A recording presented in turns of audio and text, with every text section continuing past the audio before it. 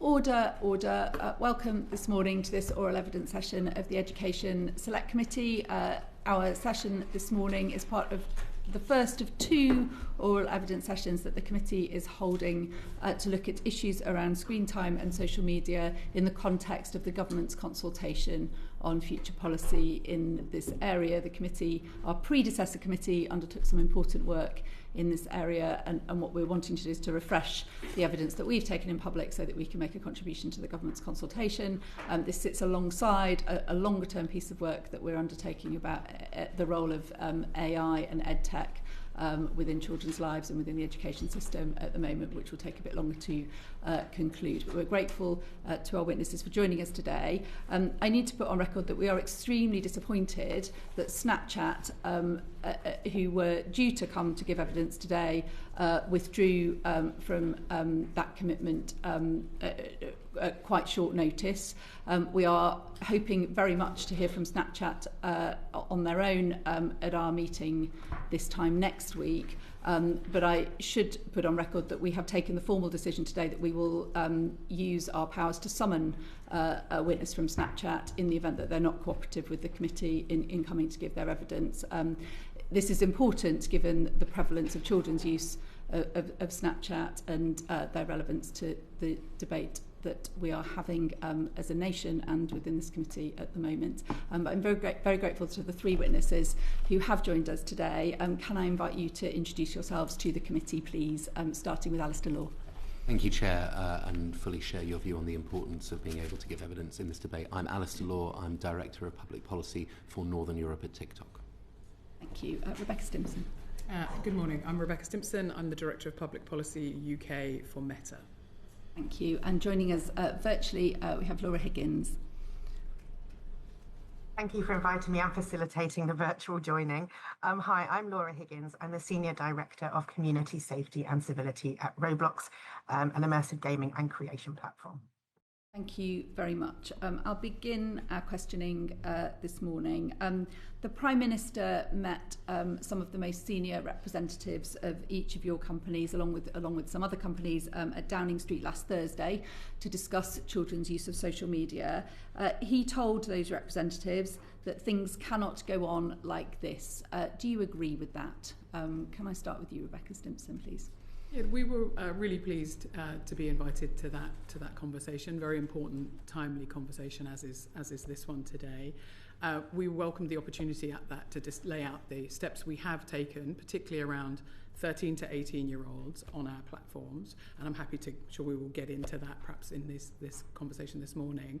But we also absolutely agree that this is not a job that is finished and done, unfortunately, and that there is always more to do to ensure safety, particularly as technology evolves. So we recognise the really real concerns that were expressed at that roundtable, and we look forward to working with the government and Parliament as we all continue through the consultation process on what next steps might be the best idea. Thank you. Alistair Law.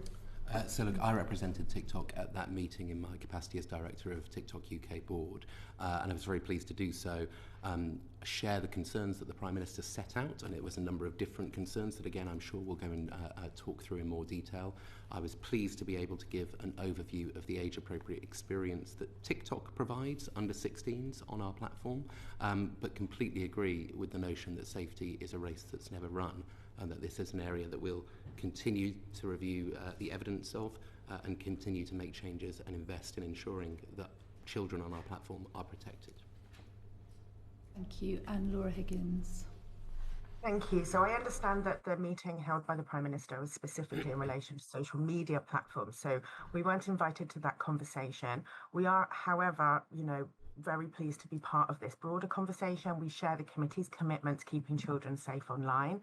We work very closely with, we want to work with the committee and with government to make sure that we're all helping to contribute to this conversation, to make sure that any rules that come out of the process are proportionate and well targeted. We recognise as a platform that is used widely by children that it carries real responsibility, and we don't take that lightly. So we're looking forward to the conversation and sharing some of the work that we're doing. If I may say, the tone of those initial answers is very much that there is work to do, but this is a kind of managed business as usual progression with some monitoring and possibly some tweaks. Alistair Law, the committee's been briefed today on a report coming from a police investigation that children on your platform are being groomed into sexual activity, are selling themselves through that grooming, and that content of that nature via TikTok is ending up on the dark web in the hands of predators. Do you think monitoring, engaging in a debate and taking some further steps is enough in that context? In the context that you mentioned just there, we absolutely abhor that kind of activity. It has no place on our platform. When we became aware of the report that you mentioned, which was first reported in the Telegraph, we immediately contacted the Home Office, the National Crime Agency, Crime Authority, and within a couple of days we're talking directly to the police force itself. We have a number of different steps that prevents and acts against the kind of activity that you've just described, which I'm very happy to go into.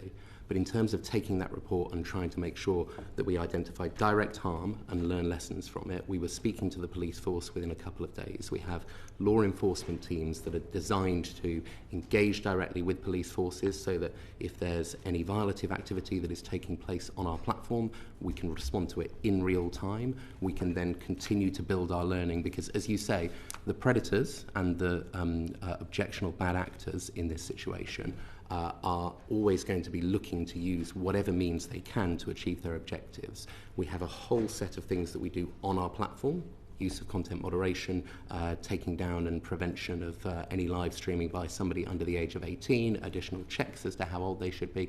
But when we identify activity that is seeking to circumvent that, we want to know about that as quickly as possible, and we want to be able to take action and close any gaps as quickly as possible as well. So we're working with the police force, OCCIT, to further understand what is it that they've learned, particularly in an off-platform environment, because as you say, sometimes what we find is that people will be trying to direct people off-platform, and the more that we can learn about what takes place in closed spaces, be it the dark web or encrypted messaging services, the more that we can strengthen our measures. To completely agree with you, that needs robust direct action, and it's action that we're taking. And again, that response might be a reasonable and credible response if this was a exceptional type of activity that was occurring sometimes and you were reacting immediately to something that was occurring sometimes. That the report says the abuse and sexualisation of children is frequently noted taking place on the platform itself. Within just a few days of reviewing offender behaviours on the platform, OSIT noted hundreds of accounts dedicated to the sexualisation of children, many of which specifically focused on those from the UK. So this is normal across your platform. This is not exceptional harmful behaviour that's happening occasionally. Why aren't you stopping it? So, as I say, we're very grateful for the report, and in particular for being able to learn the ways in which bad actors try and evolve. Why did you need the police to tell you what's happening on your own platform? So we constantly look at trying to make sure that we are enforcing the rules that we have with all of the different content moderation approaches that we have. Just to sort of set it out for a minute, anytime any video is uploaded for TikTok, it is scanned on upload by auto-moderating technologies. They will look for a range of different harms, anything that breaches our community guidelines. And there are certain things that actually AI models have been pretty effective at being able to identify. Nudity is a great example. It's prohibited on our platform in general, leaving aside obviously even see some of the most abhorrent images, but it's prohibited in general, and we're quite effective with our AI models because they have good training data and they're very effective at blocking it on upload. We take other measures such as ensuring that under 16s don't have access at all to direct messaging, and where direct messaging is allowed when you're over the age of 16, still ensuring that we're proactively scanning any images for known or novel CSAM as well. None of that means that we have completed our work in terms of preventing activity on that, because of the fact that people evolve their approaches, and what we have met with OSIT about and are continuing to learn more of is what are the evolutions that predators are undertaking to try and circumvent approaches and to evolve their behaviour so that, you know, maybe they're using keywords that are discussed on the dark web, and so we need to understand those keywords so that we can block them and prevent people from off-platforming on that basis. It's a constant level of evolution, but I do want to assure the committee that we are dedicating the priority resources on a significant level to tackling it.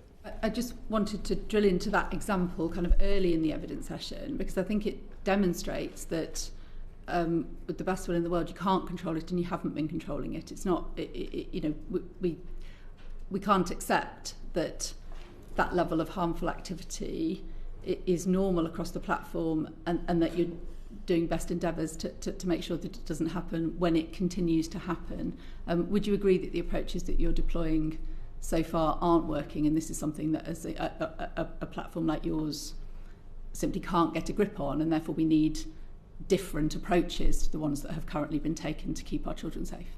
I think any single example of harm relating to that kind of activity occurring on the platform is obviously a failure and something that we need to directly address.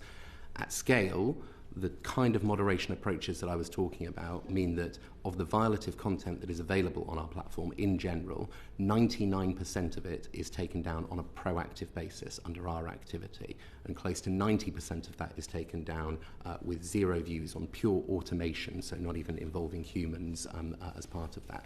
Now, is that a complete and total deliverance of what we need to do in this area? No, and we need to continue to work on that. But from a scale perspective, the models, the investment that we have in AI and our content moderation approach is doing huge work to ensure that our community is kept safe. Our responsibility is to continue to enforce, invest in improvements in that enforcement, and, as I say, work with partners like this police force, like the NCA, to make sure that as bad actors evolve their techniques, we're aware of that as soon as possible, and we can put our own measures in place to address them. I'm going to go to Chris now. Thank you, and thank you all for your time today. The previous iteration of this committee reported in 2023 about a distinct concern about the harms of screen time. In fact, they specifically said, and there's an overwhelming weight of evidence submitted to us suggesting that the harms of screen time and social media use significantly outweighs the benefits for young children. So I just wondered whether you would agree with that assessment, and if you do, or even if you don't, what benefits do you see that young people gain from using your service? And that's to anyone wants to answer it, really. Rebecca, do you want to go first? Yes, of course. So I think there's lots of benefits that people gain. You can see on our platforms, on Instagram in particular, people are following things like BBC Bitesize, some of Britain's best institutions, museums. There's great tutoring and school and education support, which I know will be particularly relevant to this committee. I think what we've generally found is that clearly screen time can be a problem if someone is passively scrolling. Overconsumption of anything can be a problem. I think it depends a bit what you're doing, and because of that, we have this thing called teen accounts, where we have defaulted all 13 to 18-year-olds into a much more restricted experience. We give people a nudge after an hour, or teens rather, a nudge after an hour of being on the platform. It's muted overnight, and we have parents control so they can set the right screen time for their particular family, and that can be down to as little as 15 minutes a day on the app. So I think there's a mixed picture about screen time concerns. We absolutely hear it, and we've tried to respond to that by giving people choices. Can I just come back on that really quickly, Rebecca, because it's interesting what you said about the difference, the experience you give to teens. I mean, you know, I've got Facebook because I'm that age, right? And you know, I think there's a real danger to spend a lot of time scrolling because you know, the algorithms are specifically designed to give you more content that you want. So I get a lot of stand-up comedy because that's what I'm interested in, right? So is there, and the problem with that, I think, is that potentially extends the amount of time people spend, you know, on a screen, potentially to levels that aren't actually good for them. So have you done anything for younger users of your accounts to tackle that potentially addictive algorithm problem? Yeah, so as I said, our recommender system is designed to offer you connections with your friends and your family and the things you enjoy, and that can, as you say, lead to if you like comedy and it keeps giving you that to it. So what we've done, particularly as I say, for 13 to 18-year-olds who have been defaulted into a more restrictive set of restrictions, they get told after an hour to leave the app. The app is muted overnight, so between, I think it's 10 p.m. and 7 a.m. But also we've given, that account is then managed by a parent, and they have full control over the time. So if they felt like they wanted to restrict their child's time online, it can be reduced to as little as 15 minutes a day. What we haven't enforced that centrally, because there are lots of examples of young people making really great use of these apps to connect with issues they care about, for activism, for hobbies and interests and education. So we think it's better to leave it, to give some control to the families over it. But like I said, we interrupt after an hour. Is there, just in terms of the idea of having a teen account, my concern would be, is there not a danger that, you know, young people, teenagers, just set up an account? You know, how do you, there's probably an answer to this and I don't know what the answer is, how do you ensure that people under the age of 18 or under the age of 16 don't just set up an adult account? How do you control that? So we have a whole range of ways that we try to mitigate that. I think it is an absolutely accurate age assurance. I think we recognise as an industry-wide challenge, but we take a multifaceted approach to ensuring that people aren't lying about their age.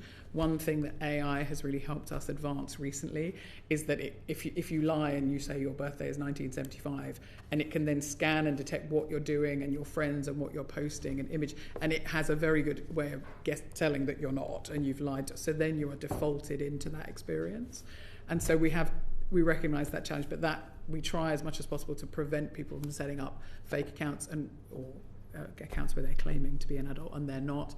And then now, as I said, in this new restricted experience, it's linked to a parent's account who can then have a great deal of autonomy and control over what's happening for that teen on our platforms. Okay. Alice, same question really, just on the general point about screen time, but also what are you, on Rebecca's point, what are you doing, what is TikTok doing to deal with the issue of age verification? Sure. I just wanted to go back to the first part of your question quickly on the kind of positive elements of our platform. Which is obviously the ability to create, discover, express yourself, but very much from a learning perspective. We introduced on the homepage a STEM feed in 2024. So this is curated content specifically on science, technology, engineering and maths. It's available to all under 18s by default. We find that a little under a third of them visit on a weekly basis. TikTok has been a place where communities like BookTok have created huge levels of new interest in reading, which is, I know, something else that this committee has looked at previously as well. And so I think that the benefits of connection, of community and expressions of creativity are meaningful and material. But of course, we recognise what it is that you're saying around concerns around screen time. We also have an age-appropriate experience, so the experience that you get on TikTok if you are 15 is very different to if you are 25. That actually starts by ensuring that you have a default 1 hour screen time cap, so you won't be able to use the app after an hour. Within that, we also have screen time break recommenders, so if you've been using it for half an hour straight, then a pop-up will come up saying you've been using this for 30 minutes. You can snooze that, you can dismiss it, or choose to take a different view. We also have notification curfew, so nothing comes through as a notification on the app from 9 p.m. overnight. If you're using the app at 10 p.m, we have a thing called Sleep Hours Reminder, which is a full screen takeover that prompts people that it might be time to put down the phone, move away, go to bed. It actually takes them through a meditative breathing exercise as a way to kind of shift their energy as well. So there's a huge amounts of kind of individual nudges and adding up to a collective that if you are 15 on the app, and I haven't mentioned the kind of features that are restricted like direct messaging and going live, I think we can leave that for safety discussions, but if you are 15 on the app, there's a whole host of things that are acting together to present a balanced and healthy relationship with the app. On the hour cap that you mentioned, so after an hour, does does it close completely, or does it? And if that's the case, how long after that can you then open up the app again? So as default, it's an hour cumulative over a 24-hour period, and yes, it will tell you that you've reached your limit, and it will close the app. It isn't completely mandatory, but I think what we have done, and when we designed it, we actually did so with the Boston Children's Hospital Digital Wellness Task Force that they have there. And we asked them, because there isn't actually an awful lot of academic research out there that says, you know, what should a level of screen time be for somebody who is, and this is applicable for people between the ages of 13 and 15. And so as part of their research, they alighted on an hour as a starting point. I think, as Rebecca said, you know, the ability to go beyond that, lower than that, We also have parental tools, so that if you have linked with your child on our family pairing feature, then you have additional levels of control. You can set lower screen time caps, you can set blocks of time away if you don't want people to access it during school hours, for example. But our focus is very, very much thinking about the multifaceted different ways that people might be using the app and might be nudged into considering their use of it so that it's balanced. Thank you. Because to come back to the initial part of the question, so the previous committee found that social media and screen time does pose harm. Would you agree with that to be the case? You know, and I'm talking in terms of, I think what you're saying is, you put that hour cap in place for a reason. So you would say you would have concerns of a young person particularly using social media for a longer period of time in a 24-hour period. I think, as Rebecca said, the idea of overconsumption of anything is something that we want to be concerned about. We will always be led by the evidence on this, but I think that the evidence is contested, be it UNICEF findings as well, that screen time as a whole, and then particularly the idea of a particular limit, I don't think has been firmly established from an academic perspective. I know you're hearing from academics later on at the moment. So from our perspective, putting in place a range of different measures that act together and giving people agency as well. So, you can think of the interventions that we have in sort of three buckets. There's some stuff that is just on and you can't change it. The notification bit that I was talking about earlier after 9 p.m. or the screen hours report that you're given at the end of the week, that's just on. Then there's things that are on by default. You could opt out if you want, but I mentioned, for example, the full screen takeover meditation breathing exercise. We found that 98% of under 16s kept that on, and as a result, we extended that to under 18s as a whole. And then you have things that you can opt into, like the family pairing parental control. So all of them are kind of little nudges, little features that collectively add up to something I think quite powerful. Yeah, and I take your point about the evidence, but I mean, I always mention this in every select committee, but I did used to be a teacher, and one of the things that I'm concerned about, and Rebecca touched upon it briefly in her statement, was about, the amount of time young people are spending on these platforms late into the night. Mm-hmm. So you've mentioned that you've got this 9 p.m. curfew, call it that, but actually that isn't mandatory, so there is a danger that young people will ignore that. Have you got any evidence to suggest, I mean, you said, I think you said 98% didn't change that function, right. But have you got any evidence in terms of that, but they could still then go back on it afterwards, presumably. So do you think there's more you could do to ensure that young people aren't potentially sitting up scrolling through TikTok, whatever it is, for till 2 o'clock in the morning, and then, the impact that will obviously have on their education? So what's your thoughts on that? So there's a couple of different things in there. There's the 9 p.m. notification cutoff. Yeah. So at that point, you won't get anything that buzzes via our app that says, you've received a message or anything like that. Then there's the 10 p.m. sleep hours reminder, right. Which, yes, you're right, you can dismiss. It will then come back. I think it's either 10 or 20 minutes later as another takeover as well. It's not at the moment mandatory. I think this goes back to my point around we will be led by evidence, and so it's something that we introduced I think probably around about a year ago, saw a good deal of take up, and we're constantly working both with our partners. I mentioned the Boston Children's Hospital, but also we have our own safety advisory councils, including a global youth safety council, to evaluate what more we can do. What young people tell us primarily is that they want agency. They want the ability to set their experience, and that's why we have both these default settings, but also a whole range of additional tools that you can, kind of opt into. We've got a digital wellbeing centre, which I haven't touched upon, but I can go into more detail later, where we create missions and people can earn badges on the basis of educating themselves about the features that they have, like the screen time cap and the ability to set limits. So there's a whole panoply of different ways that we're thinking about trying to come together. But of course, as more evidence comes out and as we learn more, we will do more.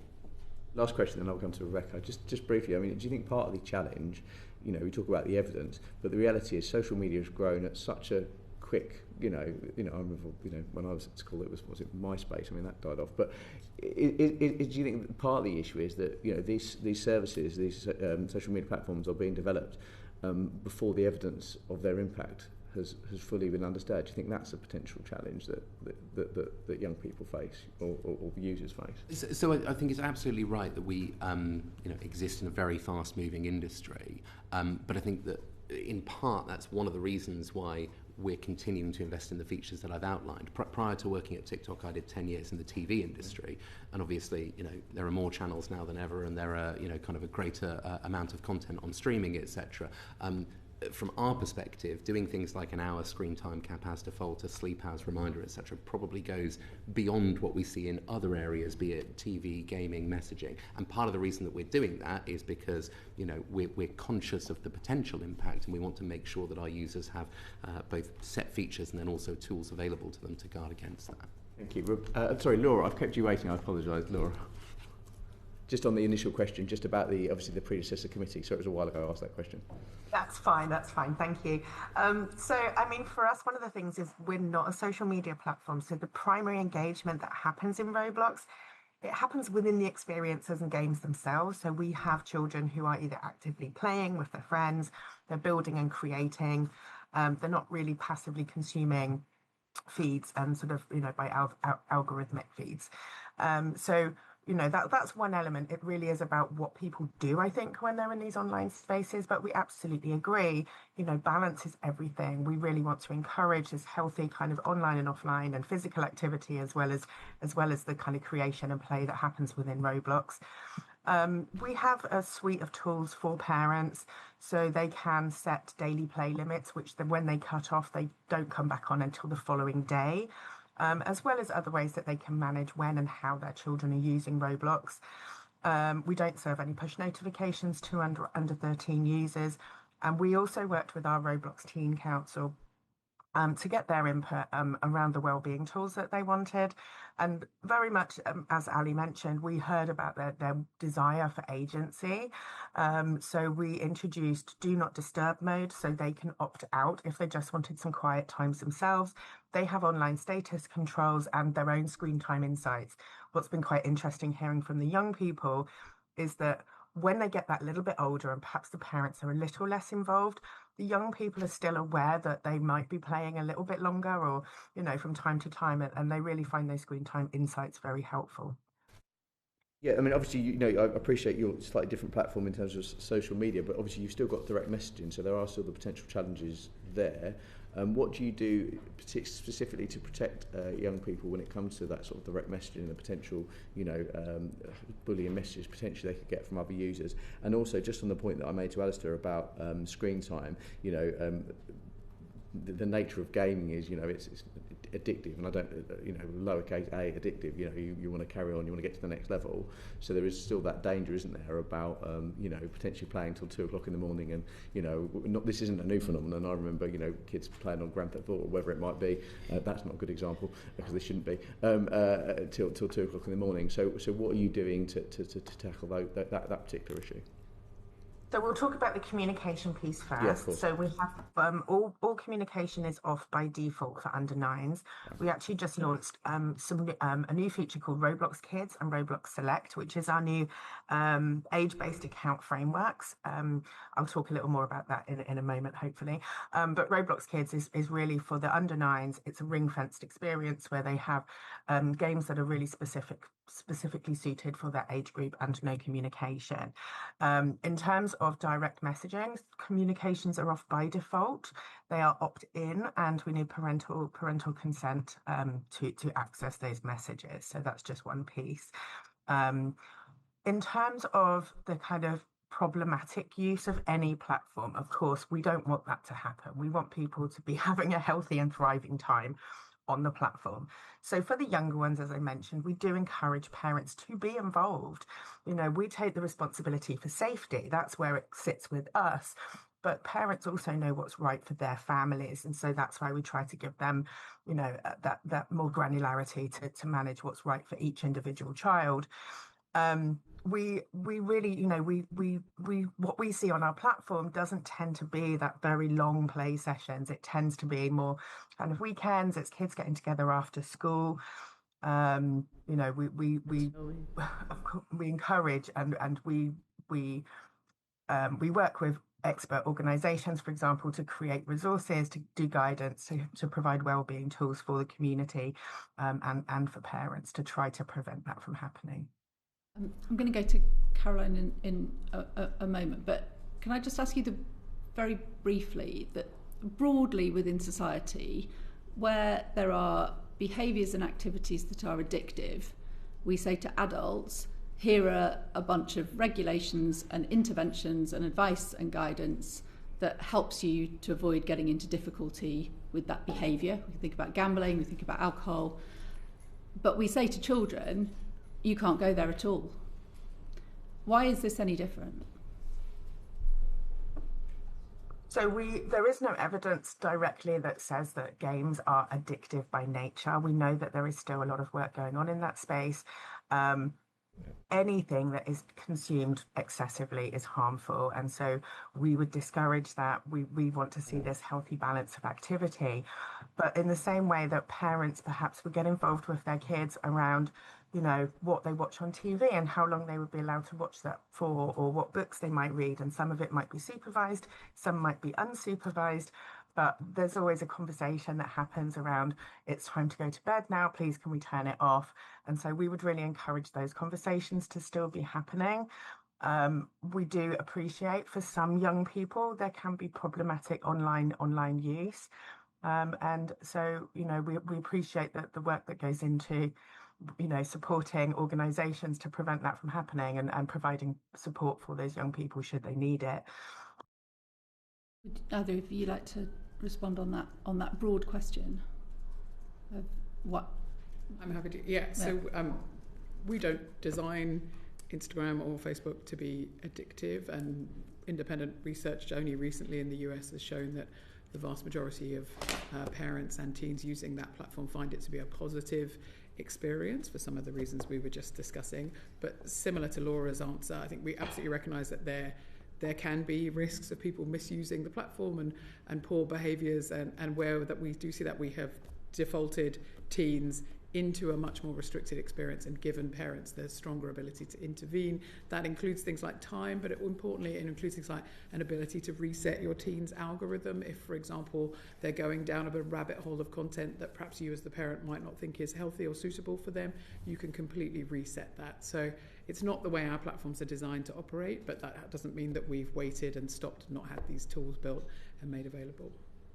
Yeah, and I would share a couple of the views there. You know, I don't think that there's been a clinical finding of addictiveness on this, but that doesn't mean that we don't recognise a responsibility to drive a healthy use, and that's why we have, you know, I mentioned the variety of different things that we have in place as default. I think that we're the only major platform that has a screen time cap as default for under 16s of an hour, along with the other measures that I mentioned as well. So we're very cognizant of the potential for overconsumption, and we put in place measures as appropriate on that. I mean, I would just say I think there'll be parents and indeed adults of all types watching this session who find that the claim that there is no evidence that this is not addictive, I mean, simply not a credible claim to make at all based on their experience. But I'll leave it there and go to Caroline. Thank you, Chair. Good morning. So I'd like to move on now to talk about a ban. And obviously a conversation that has been led by Australia going first, but we know that governments right across the world are now waking up to the dangers of social media and discussing how they're going to introduce a ban. Would you agree that the failure of companies like yourselves to protect children and young people adequately from addictive algorithms, violent content, sexual predators, and so on, has led to this worldwide push for a ban? And are you concerned that there could well be one coming in the UK as well? I'll start with you, Alistair. So look, I think we recognise the concerns that you've just talked about, and I think what's really important in this debate is that there are a number of concerns, all valid, that come together. Concerns around harmful content, concerns around level of time spent, concerns around impact on well-being. Those are the sort of concerns that we and my trust and safety team, who are all kind of dedicated professionals. We've got people there who are clinical psychologists, people who are ex-law enforcement, people who have worked for NGOs on human trafficking and things. are dedicated to trying to deliver on. And safety, we were a later platform than many of our competitors, only launching in the UK in 2018, and we designed our platform from the start with safety in mind, both as a way to deliver for our users, but also as a competitive advantage. But I recognise the level of concern. Our response to it is to set robust guidelines and enforce against them, create an age-appropriate experience, and I've spoken about some of the well-being elements that we have on there, but also from a safety perspective, there's additional content that can't be seen by under 16, something like graphic fictitious violence, for example, that might be available to over 18s but not to under 16s. I mentioned earlier direct messaging. That feature is completely turned off. You cannot access it if you're under the age of 16. But you could access it if you were pretending to be under 16. So similar to the answer that Rebecca gave earlier, you know, we start from the perspective of if you're set at the App Store as being 12, under 13, which is the age that you can join TikTok, the app won't even appear. Then, if you try and sign up, we'll ask for your date of birth with a neutral age gate, and if you put something in under the age of 13, then we'll block you from reapplying. Obviously, people will try and circumvent that, but we too default people into an under 18 content experience until we have the level of confidence using signals on our platform that they are the age they have said that they are. So we recognise, as Rebecca said, that this is an industry-wide challenge in terms of accuracy, but we adopt a kind of prudent approach to that. In terms of your question about the ban, I think that the UK government consultation is a thoughtful and considered one that is asking a wide range of questions and, importantly, of a wide range of services. Now, the OSA regulates 150,000 services by, I think, Ofcom's own measures. And, you know, the three different buckets of concerns about harmful content, concerns about time spent, and concerns about well-being, are ones that are applicable to children's experience online as a whole. And so I think the most important thing that we think is, we think we've got a good model, setting rules and enforcing them, and an age-appropriate experience. Can you find a way to bring other services into that level of model and have a level of collective learning about what age-appropriate experiences look like? If you can't, then clearly for policymakers, for this committee, for government, you know, a more robust option is possible, but one that I think needs to operate across the board if it's going to go to the heart of what it is that parents are concerned about. Thank you. Rebecca? Yeah, so, I mean, Facebook's one of the oldest of these apps around, been here for more than 20 years. Similar to what Alistair just said, we've had safety features and policies built in from the very beginning, and we work with hundreds of experts to design our products and policies, including here in the UK. I think the conversation at the moment just reflects that this is a sort of evolution of the same the concerns around safety, which are perfectly valid and legitimate. What we hear most consistently from parents is screen time, what content can my teen see, and who can contact them. Our teen accounts experience, which we've had since 2024, yes, that's right, reflects those concerns, both defaulting people in, because I think we also recognise quite overwhelming for parents. The average teen has about 40 apps on their phone. Everything has different settings. Everything has different things. So we have realised that it's actually much more helpful to default in and allow parents to come out if they choose to do so. Only those things can only be turned off for under 16s by the parent. But I think interesting things like, as we mentioned in the consultation, around what kind of features and functions are right for younger people. I think that's a kind of evolving conversation that we're really interested in having, that conversation to look at whether things like autoplay, infinite scroll, other features should now also be looked at. We have some restrictions on that already, but we're interested in where that conversation might go as the conversation evolves around the right measures for online safety for younger users. And do you think ban is the right word? I mean, it's an interesting word, isn't it? Because we don't allow children to go into nightclubs because they would be exposed to alcohol and other harms. We don't allow children to drive a car. We don't allow them to smoke. We don't call it a ban. We don't say 14-year-olds are banned from going into nightclubs. We just say you have to be 18 to go to a nightclub. Do you think that given all everything that we're seeing with children's problematic use of social media and the effect it's having on mental health and well-being, the fact that 93% of parents believe it's harmful to their children and over 2/3 want to see it banned, do you think actually we're using the wrong language and we should just say that this isn't something that's safe? for children and young people, and that they should be over 16 before they're allowed exposure to these platforms? I think part of our the reason why we don't think a ban is the way to get is partly because, as you say, I think it's going to lead people to believe that it's impossible to access these apps, and as we're seeing in Australia, it's actually not really enforceable or effective as a measure.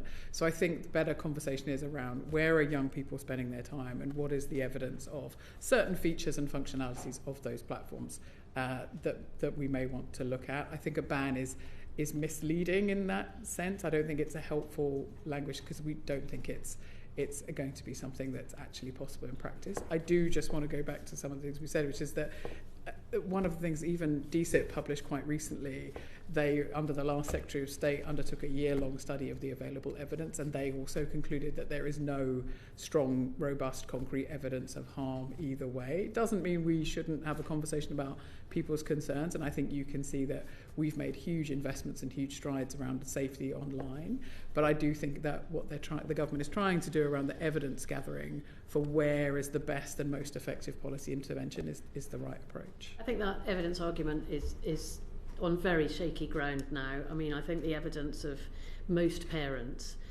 in the country who would say that their children are spending too much time online would suggest that there is a problem. Anyway, I'd just like to move on to the problems with the Australian ban, which you mentioned, Rebecca. So the e-Safety Commissioner in Australia has criticised practices from platforms, including both, apologies Laura, we'll come to Roblox in a second, platforms including both TikTok and Meta, for repeatedly messaging children who are under 16 to try and encourage them to age assure themselves for the platform, using unreliable facial recognition software, letting children repeatedly try to age assure if they fail at the first attempt, and making it hard to report age-restricted accounts. So I'll start with you, Alistair, briefly. How would you respond to these criticisms?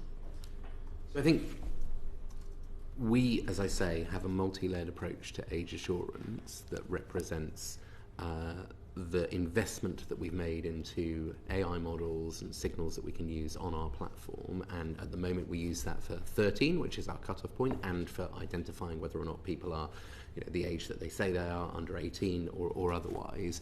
And from an Australian perspective, it's what we're using, plus some additional aspects to allow them to appeal for under 16 and stopping use there.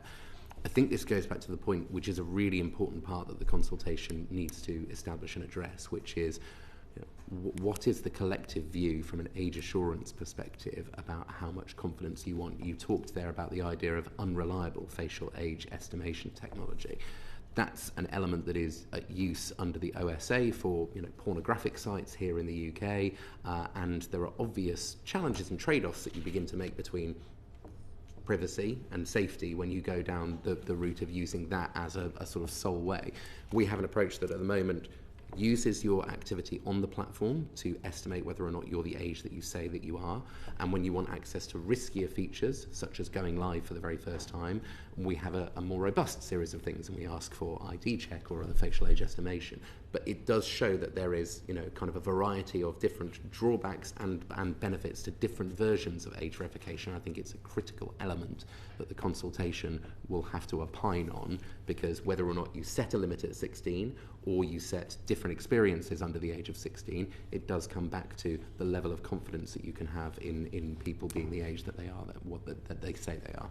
Would you say that TikTok is guilty of messaging children under 16 to try and get them to age assure and to let them repeatedly try if they... I think what my understanding is that what that referred to was, as we were coming out up to the period of the ban, we were encouraging people to verify at the higher level if they were over the age of 16. If people had lied and we hadn't caught that, then that results in them being messaged. But obviously then the additional level is then aimed at identifying that. Yes, similar. So as I mentioned previously, we use AI detection. So even if you've lied about your age, we try and work out, we try and detect that, and then we'll age gate you into then proving your age. We had done We use Yoti as guided by the OSA for facial recognition, but also document verification. We obviously try and take a proportionate approach to those higher levels of asking people for their ID for obvious reasons. We also know many people don't have any formal ID, so we have to have a sort of multi-layered system. And we're also we are a founder of a project called the Open Age Initiative, which is looking at having age verified once on your device, because again, similar to what I said to you previously about trying to think, how do we make this as easy as possible for parents in particular? And we think that device level and app store level age verification, where people who run app stores know the bill payer of that phone and have access to information that we wouldn't have, and can then block at the app store. Not to say that we would then stop doing what we do, that doesn't remove our responsibility, but there's a missing piece of the jigsaw there, which we think for any steps that the government takes as a result of the consultation, you're absolutely right, accurate age assurance or improving that is going to be really important.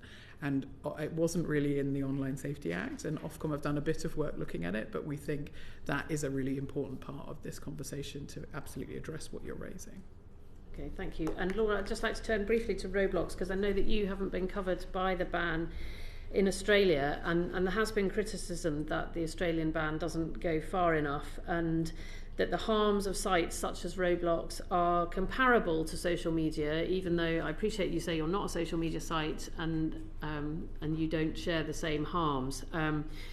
I would challenge the idea that Roblox is not addictive from what I've heard firsthand from many friends and colleagues whose children are fairly addicted to it. So how would you respond to that? Do you expect that Roblox would be covered by a ban if it came in the UK? So I think, again, the reason we weren't included in the Australia ban was because of the fundamentally different design and purpose of our platform, in the way that, we are much more about the active play piece and not providing those kind of social media services and features. One of the things I think that, again, the different types of experience that young people have when they're on our platform, I think a blanket ban that captured us would really remove access to a lot of educational and creative experience for a lot of young people, particularly here in the UK. We also, we're concerned about pushing young people to less regulated environments. We know, by example, from what's happened in Australia, that a lot of young people were using VPNs and still going into these sort of less regulated spaces. I think, we're not pushing back on regulation. We do understand that there is a need for it, but we really want to make sure that the regulation follows all of the evidence around, what features are appropriate and how young people are actually using these different platforms. So if a ban were to be based on features and functionality rather than a platform, which is why Australia chose to do it, then it could well include Roblox, for example, banning anything that would allow anyone under 16 to be direct messaged by a bad actor. So we've already rolled out a huge number of safety and policy updates, 145 I think in the last year and a half. Most recently, just last week, we announced Roblox Kids and Roblox Select. So this is our new, as I say, a age-based framework for making sure that young people are having the best experience for their different ages.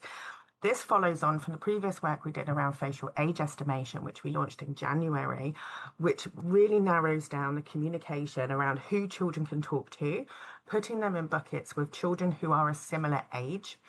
They can talk with children just a little older and a little younger, but it would be in the same way that, for example, they would probably hang out with kids from a year above them in the playground at school.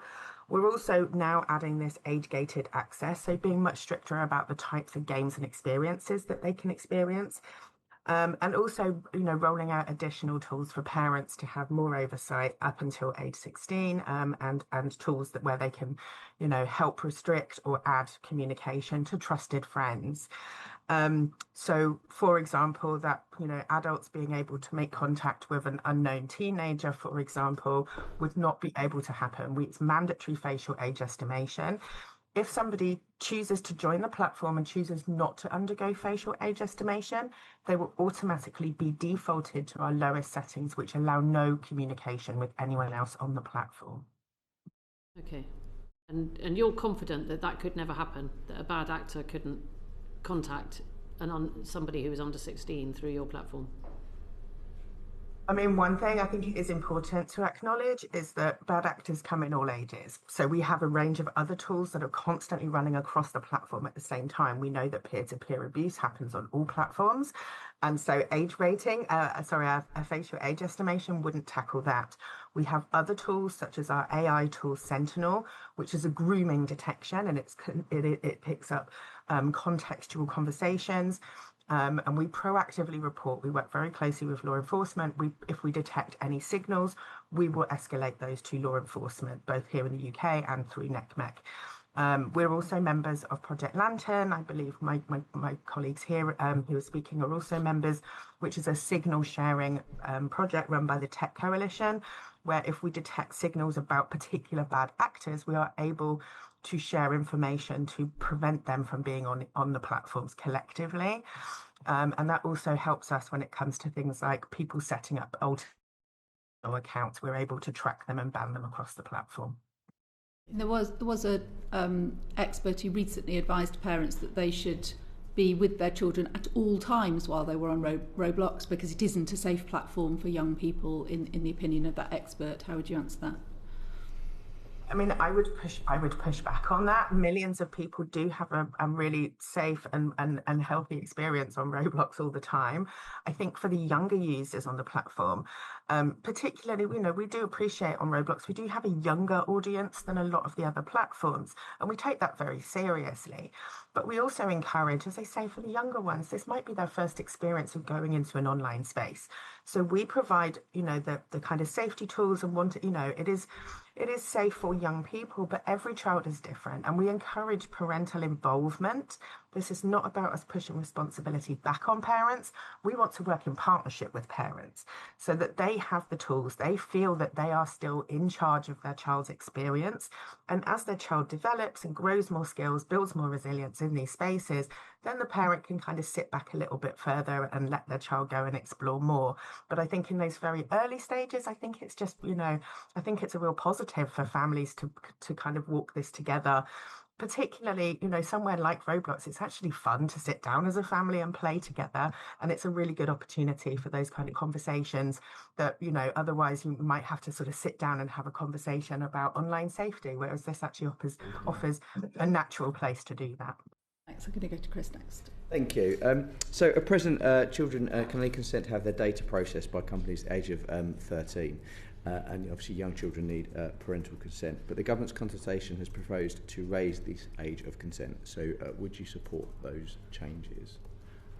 Rebecca looked at me first, so I'll go to you first.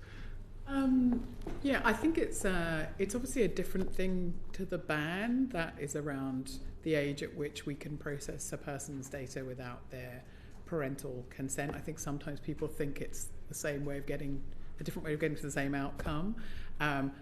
We obviously comply with the GDPR in this country. If they did raise the age of data processing consent, it would obviously capture many, many businesses in the UK who are data processing under the GDPR far beyond social media companies. So we don't have a strong opinion about whether that's the right measure or not. I think I guess the point is some people conflate it slightly with it would result in a ban, and that's not my understanding of how that might work. Okay, Alistair. I really don't have much more to add to what Rebecca said. I think that pretty much represents our view too. Laura, do you want to add anything on? So again, it applies slightly differently to us because we already don't process the data of young people, and we actually already have parental involvement and parental consent for most features up until age 16. Okay. It's me again, isn't it? Yeah, so just on the government consultation then, it asks about restricting or banning the following features. So disappearing messages, live streaming, location sharing, sending, receiving images and videos, obviously that contain nudity. And you've mentioned some of these things, but what restrictions do you have on your site on these features already? And yeah. Yeah, I'm happy to go first. So as I say, we've taken the few that you called out there. You can't access them if you're under 16. So direct messages is a good example. We're not defaulted off, but you can opt in. We are just direct messages that are not available to under 16s at all. Live streaming is another good example. You can't go live until you're 18, and that's an area of our site that you have to then provide a greater level of age verification via facial age estimation or digital ID proof and so on. I think that goes back to the point that I was making about trying to make sure that we're both understanding the evidence and designing our platform in a way that provides an age-appropriate experience, but make sure that the most risky features are prevented from being accessible. So the examples that you called out there would reflect location settings as well. You can't do if you're under. Yeah. So location settings. We've only recently introduced a kind of nearby element to what you see, but in terms of people uploading content, the content that you upload if you're under the age of 16 is not available in other people's For You feed. So again, you are set by private as default, and so the only people who would be able to see what you're posting at all would be people who you have directly contacted, accepted a friend. Even then, you're not able to direct message because it's not available on our platform. Yeah, Rebecca. Yeah, similar. So they're defaulted private, so no location. You're not discoverable by someone you don't know. You can't be contacted by somebody you don't know. You can't be tagged or mentioned in anything by somebody you don't know. Who you know is also visible to your parents and can be controlled. And if someone sends you a friend request or a follow request, that's all. No live streaming. We've talked about the time restrictions. There's quite a long list, but for under 6, and all of us, and I think it's similar, Ali said, under 16, you need parental approval to change any of those settings. Thank you. And Laura? Oh, Laura, I've got a specific supplementary for you. Sorry, on my bit of paper. Okay. 2 in 5 of your users, and you mentioned, that your platform specifically, does, attract younger users, and I think you recognise the importance of the work you do on that. But so 2 in 5 of your users are under 13. So how do you keep specifically those very young children safe? So, as I mentioned, I will just answer the previous question because it's a quick answer. We don't have any of those features on the platform. We don't have any image sharing. There's no encryption in chat. We filter and monitor everything. To the specific question around under 13s, so as I mentioned, we have now rolled out facial age estimation, which is mandatory for all users. This does mean that we're much more accurate in who is in which age group and what they can access on the platform. We're really bringing parents into the conversation, giving them visibility. So we have synced parent accounts. They have their own dashboard where they can see what games their kids are playing. They can actually opt in or out of specific games. So, for example, if a child is age rated to the under 9 age group and they have that very kind of much more narrow access to the most mild and minimal experiences and games on the platform, but they have an older sibling and they want to be able to play with that older sibling, their parents are able to adjust that so that they have access to specific ones. They can see who they're friends with, they can help manage their friends list, and the parents can control the communication as well. As well as that, as I say, by default, we don't have a lot of those features that are on the more risky end. I think those are the main things. Just briefly, Alistair Law. So the OSIT report refers to children as young as 5 live streaming. The measures that you've outlined, it's the point where I started, take us so far in a world where everybody is behaving as they should. But all of the measures that you've talked about are optional, can be turned off. We know that not every parent understands social media, not every parent knows what their children are accessing, not every parent is on this all the time.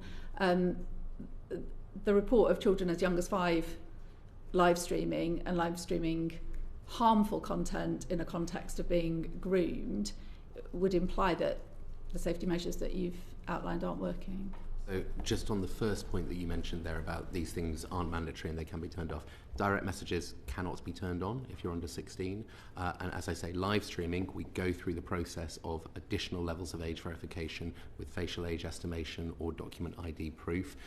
We're speaking to OSIT about some of the specific examples that they gave in there, some of which, by the way, were off-platformed as opposed to directly happening on the platform itself.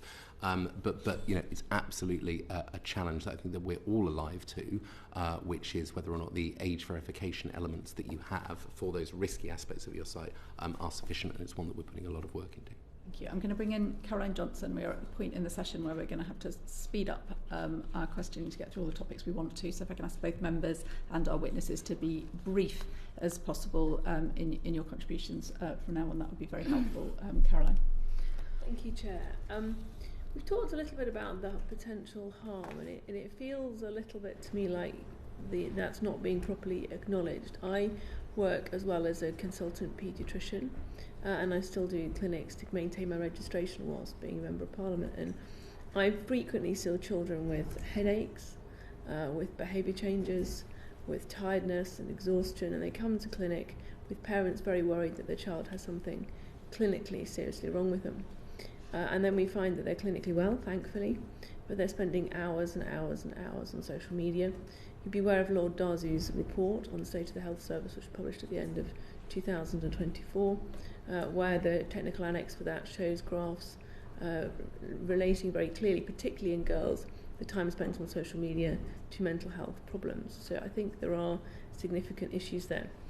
Do you have statistics within your companies on the amount of time children are spending on social media? Can you tell how long someone's spent on a platform? Presumably you can, because you can put in restrictions on that time.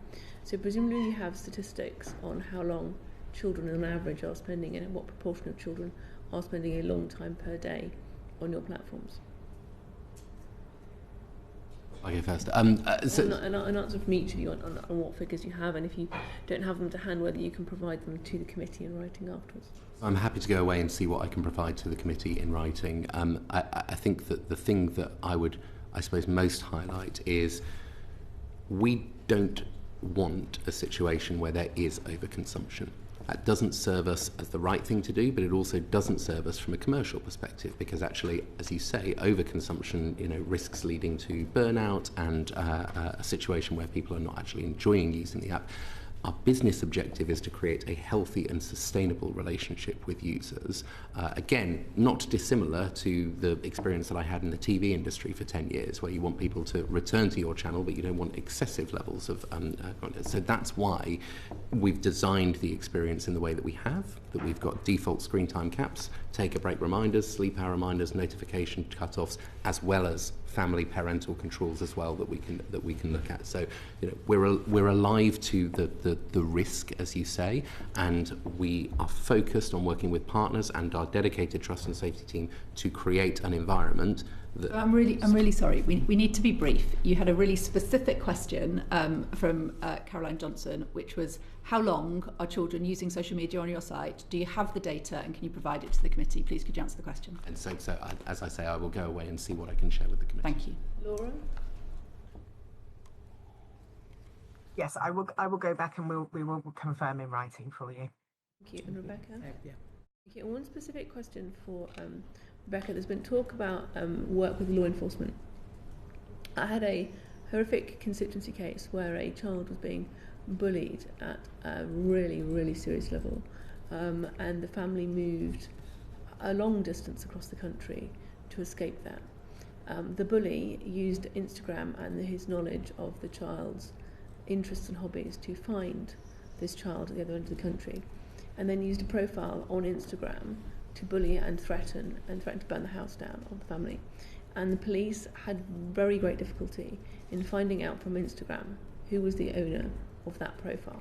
So perhaps things have changed in recent times, but if the police and law enforcement came to you and said some serious crime was being committed using a profile, how long would it take you to provide that police force with the data of which IP and which person is using that account?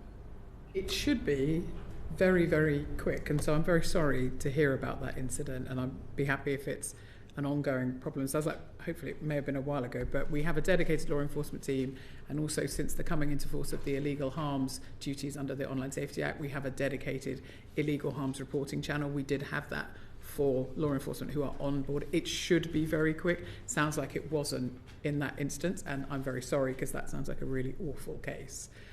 But if it's something that's ongoing, I'd be happy to talk to you about it as well. But should be instant. We do aim for it to be as quickly as possible. Thank you. Manuela. Thank you, Chair. Ofcom's data shows 23% of under 13s in the UK have a TikTok account.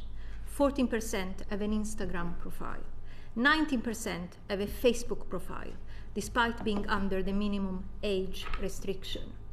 Your age assurance or verification measures, they are not working, are they? As we've said, that there is a real problem with age assurance. We take a huge range of steps to try and make it as accurate as possible.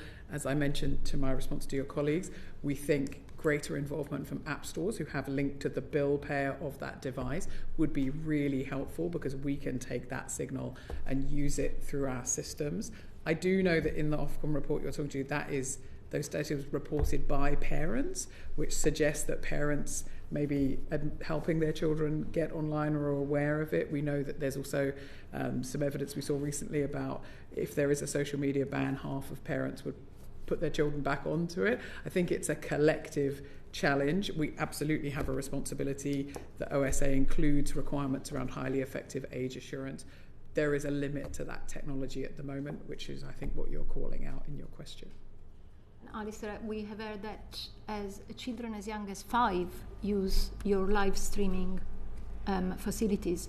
We also know from the OCCIT report that these live stream files end up shared by sex offenders.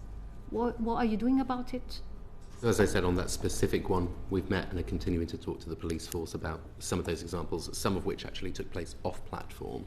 To answer your question on under 13s, we report on a quarterly basis as to the number of under 13 counts that we remove. And so I think that the figure is published in our transparency report every quarter. We recognise it as a thing that people will try and circumvent. The collection of measures that we have to take against it is one thing. The other thing, though, is to return to the point that I made earlier. Even if people are trying to circumvent, we will use AI models and use AI signals to identify how old they are. But we are focused in the first instance on creating a safe environment for everyone. And that means, as I say, that when you join up with TikTok, you're entered into an under 18 content experience regardless of the age that you say that you are. We will obviously then look to work quickly and swiftly to identify whether or not somebody has been trying to circumvent our approaches, and we report on that on a quarterly basis. Laura, we also heard about some serious concerns regarding Roblox. There have been accusations that it is possible for people to create games depicting the mass shootings at Sandy Hook and Columbine, and even recreating Epstein Island. What are you doing about that? So again, we have no space for those experiences and games on our platforms. They're strictly prohibited. We use technology to scan for game names. So they should be flagged up using our filters. In terms of the content within the experiences themselves, so before a game can be published, it goes through some automated moderation processes where we scan for things like audio files and video files within the experience itself. What we've actually found with a lot of these experiences is that they have originally not started out with that intent. They have not been designed and published on the platform as those experiences, but they have then been moderated later and sort of made to recreate some of these experiences. But, we absolutely have no space for this. We're constantly monitoring and taking down these accounts. And they're very prohibited, as I say. So it is very unfortunate that any of them have ever appeared. We're still working on new technologies all the time to detect and prevent them from being uploaded in the first instance. But the game developer said that actually 30% of games flagged up for concerns get accepted. How do you respond to this serious?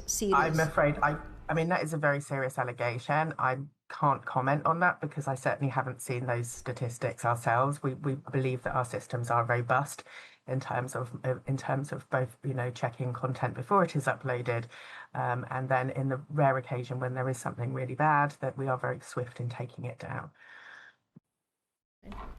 Peter. Thank you. The way that Instagram, TikTok, Facebook works is that users upload content.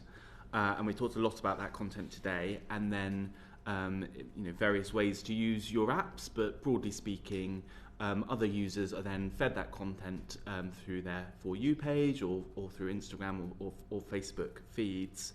And what they are fed is driven by an algorithm. And we know that algorithms are designed to promote the most, the content that would drive the most engagement, and that often includes negative engagement. Speaking to young people in my constituency, young people themselves are aware of this. They're aware that the content that they are seeing often has a very negative effect on their mental health. They have told me that they have often felt ashamed at some of the content that they have been fed. They felt unable to talk to a trusted adult about what they have seen. And they are concerned that the addictive nature of the algorithm have left them spending far longer on social media, perhaps than they intended when they loaded up the app to just check it quickly, after a long day at school or whatever the case may be. I am certain that your companies have both done auditing of your platforms, auditing of the effects of your algorithms on young people, on compulsive use, on displacement of sleep, of emotional distress. Will you share the results of those audits with this committee? Rebecca. So just before I answer your direct question there, our algorithm is not designed to promote the virality of harmful content. It's quite the opposite. It's designed, everything you get on Instagram and Facebook is personalised to you, mostly your friends and family and your interests and the things you follow. It does work in a different Rebecca, way. I'm going to stop you there. I am a Labour MP. I am, broadly speaking, on the centre left of politics. Whenever I go into my Facebook feed, all I am served endlessly is far-right content. Yeah. That is not designed for me. It's designed to get my engagement. It is not designed for me. And now, obviously, this is an experience of a 33-year-old man, not a child, but I do not accept that your algorithm shares content that is designed for people. Can I also just contribute to that? You say it's mostly friends and family. When I go on Facebook, which I don't do very often anymore, but if I go on my personal Facebook page, all I get is adverts, designed a middle-aged woman, beauty products, health products, menopause stuff. It's relentless, and you barely see anything from somebody you actually know anymore. It's just not there. To go back to your question, we do publish transparency reports about how successful we are at finding, removing, which is all algorithmically driven. It's not just the recommender system, which was the comment that you two are making, but also about the safety features. We would be happy, to your question directly, to share you information about how the algorithm works and the kind of results that it's achieving.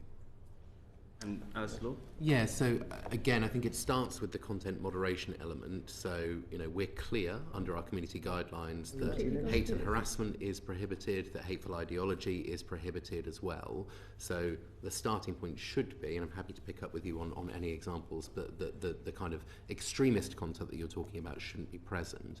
When it then comes to the algorithm itself, TikTok is actually a place for discovery, and one of the things that you see commonly if you're on the For You feed is that you will go through popular videos, but you'll also go through videos that have had 0 views and very few likes, and the idea is that we are comparatively content agnostic. When you first join TikTok, you're served a series of the most popular videos, and depending on how you engage with that, if you like it, if you watch it, if you share it, we will just say, what are the other users that have exhibited a similar like for videos as you have?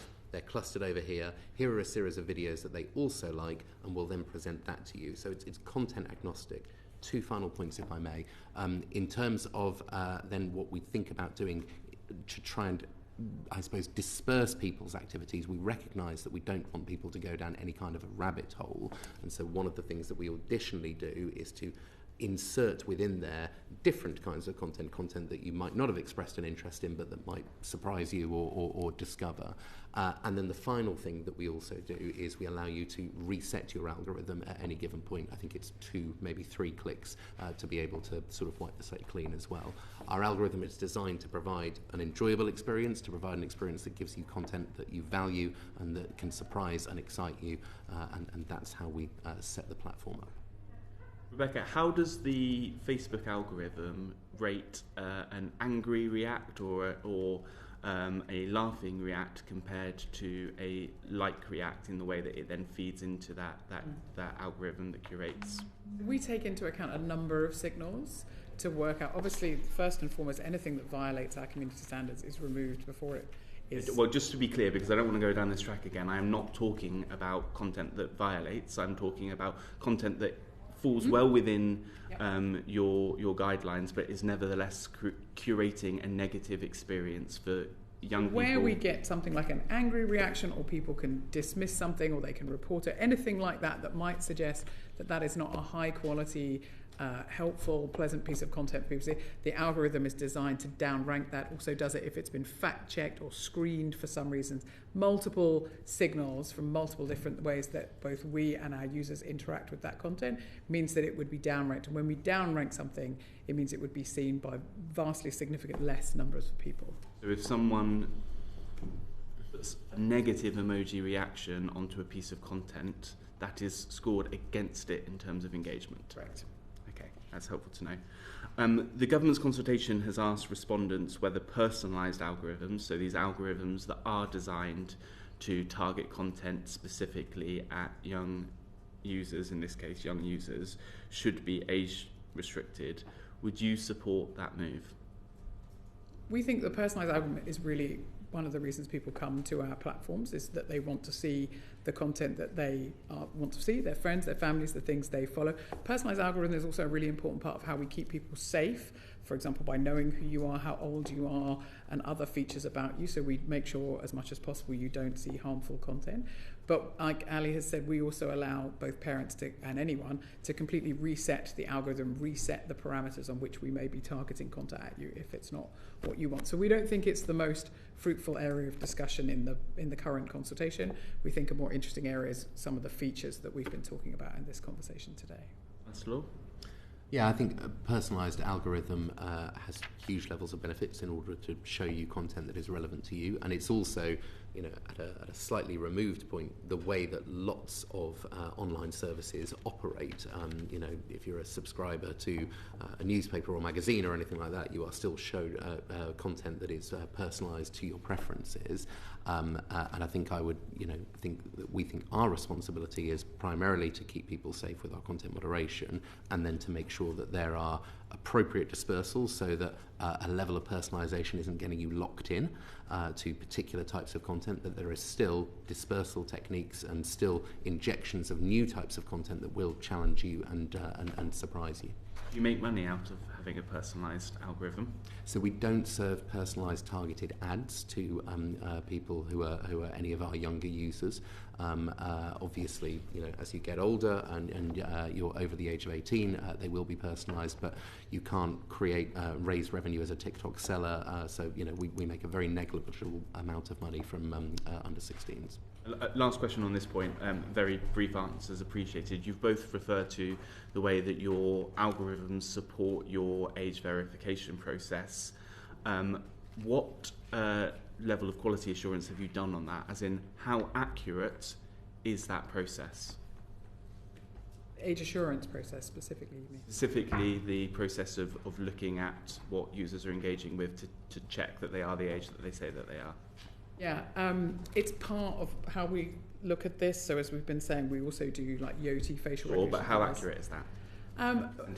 Over and under 18, telling the difference between that, it's very accurate. If you're trying to tell a 13-year-old from a 14-year-old, the accuracy does drop, because that is just more difficult to do. It's an ongoing thing we're working with, and as we say, it's one of the reasons we think that verifying at device level and app store level would be incredibly helpful addition to the work that we're doing on age assurance. Okay, so it's not accurate enough. And Alistair Law?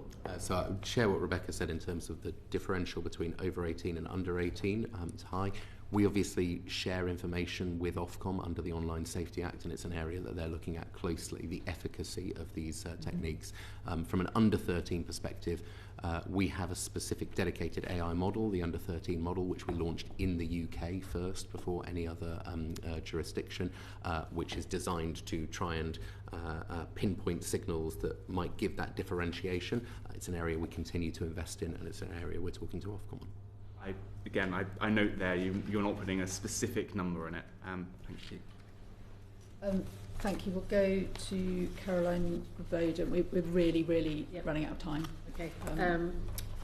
Could you tell the committee whether any of your engineering or product teams are rewarded either financially or professionally for increasing time spent or session length among users, including children? Start with Rebecca. That's not how our engineering teams are goaled. In fact, one of the principles that we have guiding the work that we do in the company is to ensure that our users have a safe and enjoyable experience. It's not measured by time. There's no incentive to increase the amount of time someone spends on Instagram. No, and we reset our algorithm entirely a few years ago to prioritise on time well spent rather than just time as a metric, because we recognise that that's not actually the right way to look at how people are using our platform.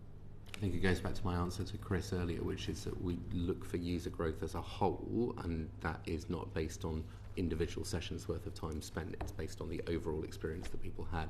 There's a good thing that we have in TikTok, which is you can look at anybody's key objectives right up, including the CEO, and you can see what they're being benchmarked against. The first one that he has is safety as a North Star, become the most trusted and safe platform that there is, and that's a really important guidance for all of our work. Okay, so looking at addiction, Rebecca, Meta was recently found guilty in a Los Angeles court to have deliberately designed addictive products that harmed a young user. And we know she's not alone because there are thousands of other court cases now in the pipeline. There is research that shows that reward schedules are especially potent for young people because they don't have the cognitive ability to resist the dopamine hits. Now, all three of your apps contain features like infinite scrolling, autoplay, and algorithms that reinforce addiction. And Roblox, you are adding a new function with a reward scheme into it. So could you just tell us very briefly and very succinctly what exactly are each of you doing right now to reduce the addictive nature of your platforms? I'll start with you, Alistair. So I don't think that we accept the premise that there is an inherent addictiveness, but the measures that we're taking are the measures that I've set out already. You know, something like the screen time cap that exists as a default hour for anybody under the age of 16 acts as a way to try and ground people in a particular experience. Yes, it can be varied. Yes, there are, you know, kind of other experiences. But you know, that is something like sleep hours is something that we introduced last year.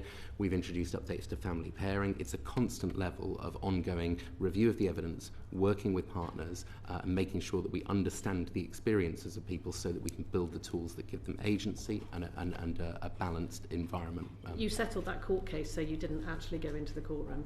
You settled out of court. I mean, it was a US litigation process. My understanding is that it's going to appeal as well. I think that there is, you know, kind of more to come in that area.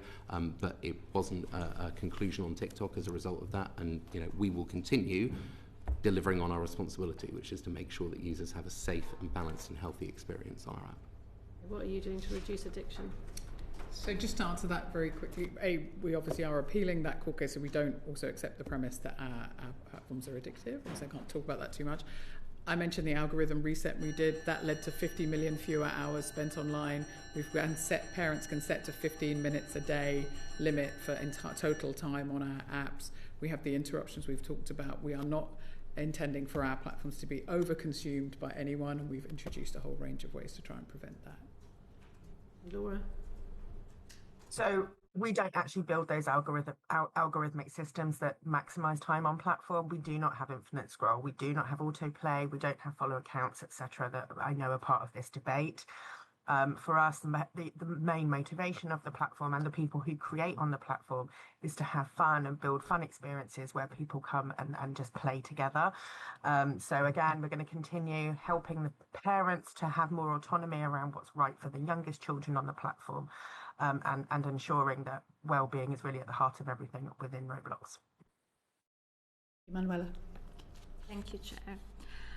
The European Commission preliminary fundings in October last year said that, and this is for you, Rebecca, you do not have, Meta does not have sufficient reporting mechanism for children and parents can report illegal content. So, for example, and we had the sex offenders, the suicide fora, the violent pornography, violent misogyny, and so on. So what are you doing about? How are you tackling these concerns? So absolutely everything on any of our platforms can be reported to us. There's 3 dots at the top. It's pretty straightforward to do. We have also built a dedicated illegal harms reporting channel for our platforms following the introduction of the OSA. I try to report illegal content, and I don't understand what's happening after. You report it, but what's happening after when you report the illegal content? What's happening it depends a little bit on what the content is. It will either go direct to like dedicated law enforcement specialists. It can go to specialist teams looking at things like, as you mentioned, child sexual abuse material or that kind of thing. It could go through a moderator, a human reviewer, generally working across our platform. It can also go through our automated systems as well. It does depend a little bit on what it is that's being reported. Thank you. And in November 2025, the NSPCC recommended that tech companies should take steps such as using metadata to identify suspicious behavior and restricting the ability of adults to search for and communicate with child accounts. Are you actively and I want to hear from Laura as well, are you actively implementing such processes, and what is the time frame for completing the implementation? So we do absolutely use metadata, as you say, to pick up where someone might be acting suspiciously. So if you're an adult account and perhaps you're sending lots of follow requests or message requests to younger users, that kind of behaviour will get detected and can be looked at. And then since 2024 on teen accounts, as I said, younger people between 13 and 18 are defaulted it. They're not discoverable by anyone. They're not contactable by anyone that they don't follow, and who they follow is approved and seen by their parents. Very similar, I suppose, with the added element of direct messaging not being available to under 16s. And then, as Laura mentioned earlier, we've increased the amount that we're working together as an industry to make sure that signals are being shared between platforms so that we can align where there might be cross-platform.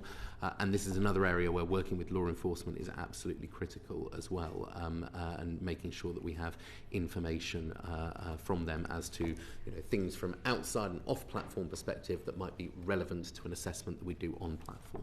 And Laura?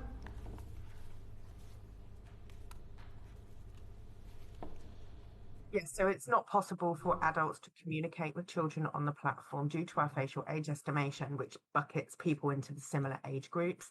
The only way that an adult can talk with a child is if they become trusted friends, and that is by parental consent only.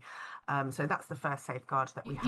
You say, I'm really sorry to interrupt. You say it's not possible. There is evidence that it happens. How do you reconcile those two statements? So I mean, any incident where a child has been harmed in any way because of contact through Roblox is absolutely awful, and we really are, truly sorry that anything like that's happened.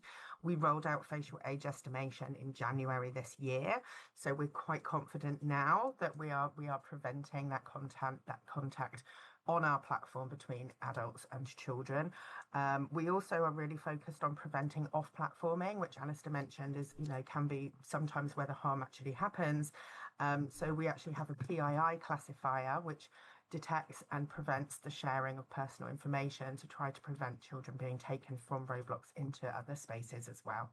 As Alistair said, we work very closely with law enforcement and with, our partners Sri Lankan, and continue to use our AI tooling such as Sentinel to detect any grooming type language or behaviour on the platform, which we then proactively report to law enforcement. Thank you. Peter. As many members of Parliament have done, I've been speaking to constituents about social media for under 16s as part of the government consultation into this, and I was contacted by a number of constituents who had concerns around bullying on social media, including Amy, who works as a social worker. She says that she has worked with children and families where they've been contacted and groomed via social media platforms. She says, I don't think parents understand the risks of social media enough. Social media gives children access to each other 24 hours a day. Children have no safe place anymore. We know that bullying takes place in the real world, offline, but it has also been exacerbated by social media, by online spaces. So my direct question is, when bullying does occur on your platforms, how does it manifest? What features are most typically used to drive that bullying behaviour? Rebecca Simpson, if we can start with you. Yeah, so it's probably easier to answer by, we have built the features in response to where we see it manifest. So that can be, for example, being tagged or having comments around you where someone might be posting something about you to try and bully you. They might be commenting on your posts to also try and bully you. And that's where we've put in a whole range of features where if you are unfollowing someone or you can block and report someone, they will not be able to do that. We also, so just on that point, according to Childline, if I block someone on Instagram, they can still find my profile, and therefore the advice is that I change my username. Is this the case? And if it is the case, why is the advice that the victim should change something about the way that they're responding on your platform? I don't know when that Childline was from, but that is no longer the case since 2024 with teen accounts. As I've been saying, those accounts are by default private by default, forgive me, can't be discoverable, can't be contacted by anyone that doesn't follow them. The act of not following someone, not being connected to them, means they will not be able to do any of the things I was just talking about. The other thing, we default everyone into teen accounts into our strongest protector, hidden words. So we have a whole range of terminology that is tended to be associated with bullying comments, and where the systems detect that, that is immediately moved into a different inbox. The victim of those comments never has to see them. They can either mass delete them or mass report them, because again, as you're rightly pointing out, asking the victim to deal with some of that is clearly not always the right approach. So hidden words is on for all under 18 accounts to pick up where we think bullying remarks, and as I say, it's removed away and the victim can deal with them en masse rather than having to experience those comments. And when bullying is detected, either automatically, as you say, or because it's reported by the victim, what's the typical response time, and what feedback do they receive? So the vast majority of bullying where we detect it is found and removed before it's seen by anyone. It's under 1% in our recent community standards report, which is publicly available, of bullying comments online. We're very successful in finding it. When it's reported to us, as you say, it will go to either an automated reviewer or human reviewer, and usually the response times is extremely quick. Yes. So obviously we're talking here about bullying on children. You know, I'm a member of Parliament, as you can imagine. I sometimes have people on social media say very unkind things about me, and that is, of course, their democratic right to do. There are things that take place on social media that are deeply unpleasant, but are not illegal and might not necessarily be, sufficiently severe to require you to flag that as breaking protocols. I would put it to you that a situation involving children, those protocols should be much stricter. Are your protocols stricter? If a young person receives an abusive comment on their platform by another young person, what action is taken against that bullier? As I say, they are stricter, because I completely agree with what you're saying.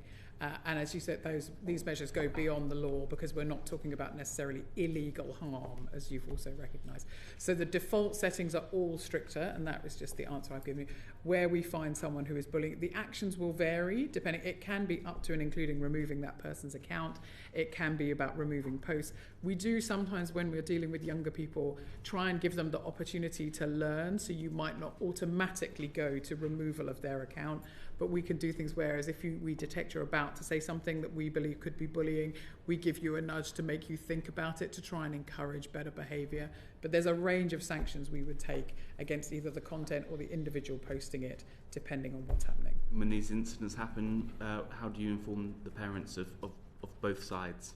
So in teen accounts, which is this relatively last couple of years, they can see everything that's happening on their teen's account. We also give them notifications if their teens are looking for, at the moment it's mostly suicide and self-injury content, but we're looking to expand that as well. So which could include... Or looking to expand letting parents know that their children have been involved either as the victim or the perpetrator of bullying. But you don't currently actively inform parents. We do, in the sense that if you are a parent-managed account, you can see everything that your child is doing. What I meant when I answered was... That's not actively informing them. Yeah, so I was about to say, so if you mean an active notification, at the moment that is just suicide and self-harm, but we're looking to expand that. We're very short on time, so Alistair, if I can briefly come to you.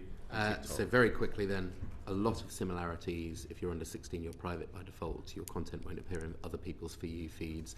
As I've been mentioning, direct messages not available to you, so the idea of people directly contacting you and bullying you via direct messages is simply not applicable. Our community guidelines prohibit bullying and harassment. To your point, they do apply a different standard to young people in the general population than they do to democratic discourse with public elected officials. We also have family pairing, which is our parental control tool, and with that you can see where people have requested or friended or then blocked. If you have an under 16 who has blocked someone, that will be available in family pairing as well, and we're continually looking at additional features in that area. Very briefly, Laura. So we have chat filtering for in-game chat, so that will prevent any kind of harmful language. It doesn't necessarily have to be swearing, but even just mean language will be detected. We are currently rolling out a rephrasing project where if somebody types something that may be a little bit unkind, it will reword it using AI into more appropriate language. We work with anti-bullying organisations globally to create resources to support parents either of a child who is bullying somebody else or is a victim of bullying, in how they can support their child, as well as what we do on the platform. Again, a number of sanctions depending on the seriousness of the incident, but reporting to us, we will escalate through our internal channels. Our community standards, this year we actually worked with our teen council to create youth-friendly versions of the community standards, just to make sure that that's out and available and as clear as possible about what's allowed on the platform. Thank you all very much. I'm going to have to draw it to an end here. There are one or two topics that we didn't get to ask you because of time constraints, which we might write to you about to follow up on after the session, if that's okay. But thank you all very much for being with us this morning and for giving us your evidence. Order to suspend the sitting while we change to our...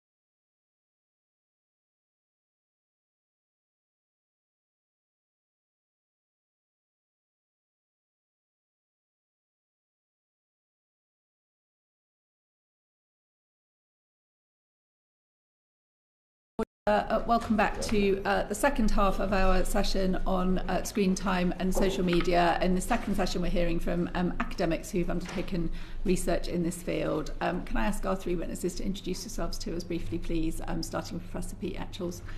Hi everybody, I'm Pete Etchells. I'm a Professor of Psychology and Science Communication at Bath Spa University. Thank you, Professor Victoria Goodyear. Hi, I'm Professor Goodyear. I'm a Professor of Physical Activity, Health and Wellbeing at the University of Birmingham. I'm NIHR lead of a large study on smartphone policies and training director of the ESRC Centre for Understanding Behaviour. Thank you very much. And joining us virtually, Professor Amy Orban. Apologies. Hi, I'm Professor Amy Orban. I'm a research professor at the University of Cambridge. I've directed independent research commissions for the DSIT on how we can achieve better evidence about social media impact and harms. And I'm also an independent advisor for both the Science Advisory Council for the DfE and the evaluation of the Social Media Minimum Age Act from the Australian E-Safety Commissioner. So I'll be attending today in my capacity as my job at Cambridge, not speaking to represent any positions of those entities. Thank you very much. There is, as we know, there are many different sources of funding for research into social media and screen time and its impacts on children and young people, and it's important that we are transparent about those sources of funding. So could each of you please let the committee know what have been the sources of funding for the research that you'll be talking about today, again starting with Pete Etchells. None. So the last body of funding that I had was in 2022 from the British Academy to look at the impacts of monetisation in video games. Thank you. So I've received my funding from the ESRC, Research England, NIHR, Birmingham Alumni, Department for Education, Wellcome Trust, Society for Educational Studies and the British Academy. Thank you very much. And Professor Amy Orban. I also have a big team, so there's a list. So I get a lot of funding from UKRI, from the Wellcome Trust, from the Quo Family Foundation, from the Jacob Foundation. Gosh, I can provide a list with the whole funding if you want. It's on my website for all to see. Yeah, I think those are all. I also get National Institute of Health funding. Yeah. That's great, thank you. I hope you understand why it's important for us to ask that question and to have that information in the public domain. And we'll go to Manuela for a substantive question. Sorry. No, go ahead. So my question for the panel, which types of screen time do you think are particularly harmful and particularly beneficial for children? And if I can start with Professor Goodyear. Yeah, sure. So screen time, so there is a mix of benefits and harms, and I can talk to our recent paper that was published a month ago with co-produced with young people, teachers and families. So that's 177 participants. What they report on is that there can be harms associated with phones and social media, screen time related to physical activity, sleep, causing issues with friendship. They report that they can experience time wasting with scrolling, but at the same time, in terms of benefits, it can benefit their physical activity. It can be used as a mood enhancing tool. It can be used for relaxation. It can be used as a distraction for negative experiences, and it can be used for homework. So from the perspectives of young people, it's a mixed picture. Thank you. Anyone else wants to add? Yeah, I can step in there. I think very often we kind of, pardon me, we got stuck in this frame of thinking around screen time as in what we call an exposure response model. So how much of one particular type of screen time, whatever it is that we're interested in, pardon me, how is that linked to an increase or a decrease in a particular outcome that we're interested in? That very much focuses on harm a lot of the time. The vast majority of studies, I think, in this area that take that approach don't show clear or consistent answers, because the rather unhelpful answer there is that it depends, and it depends on other things that are going on. There's a more recent way of thinking about this in the research literature that takes what we might call an ecosystems approach. So it's how do particular types of screen time interact with other factors that we also know have impacts on mental health or sleep or bullying, to either increase or reduce the risk of that. Thank you. And Professor Orban? I think that was covered well, thank you. Okay, perfect. Will it be possible to establish a causal link between screen time and harmful consequences for children? And if so, what is the time scale? Professor Etchells? Yeah, that's the big question, I think. I think in theory it is. It is possible. I don't think we're there with the quality of the research that we're able to do at the minute. I think that there's lots of reasons as to why that's the case. First is that research is relatively slow by comparison to the rate at which technology changes. You know, we're still having conversations around whether things like violent video games impact aggression, when I think very much the public conversation has moved on from that 10, 20 years ago, and we're still trying to figure out the best ways to assess that. I think in some senses we're maybe asking the wrong types of questions.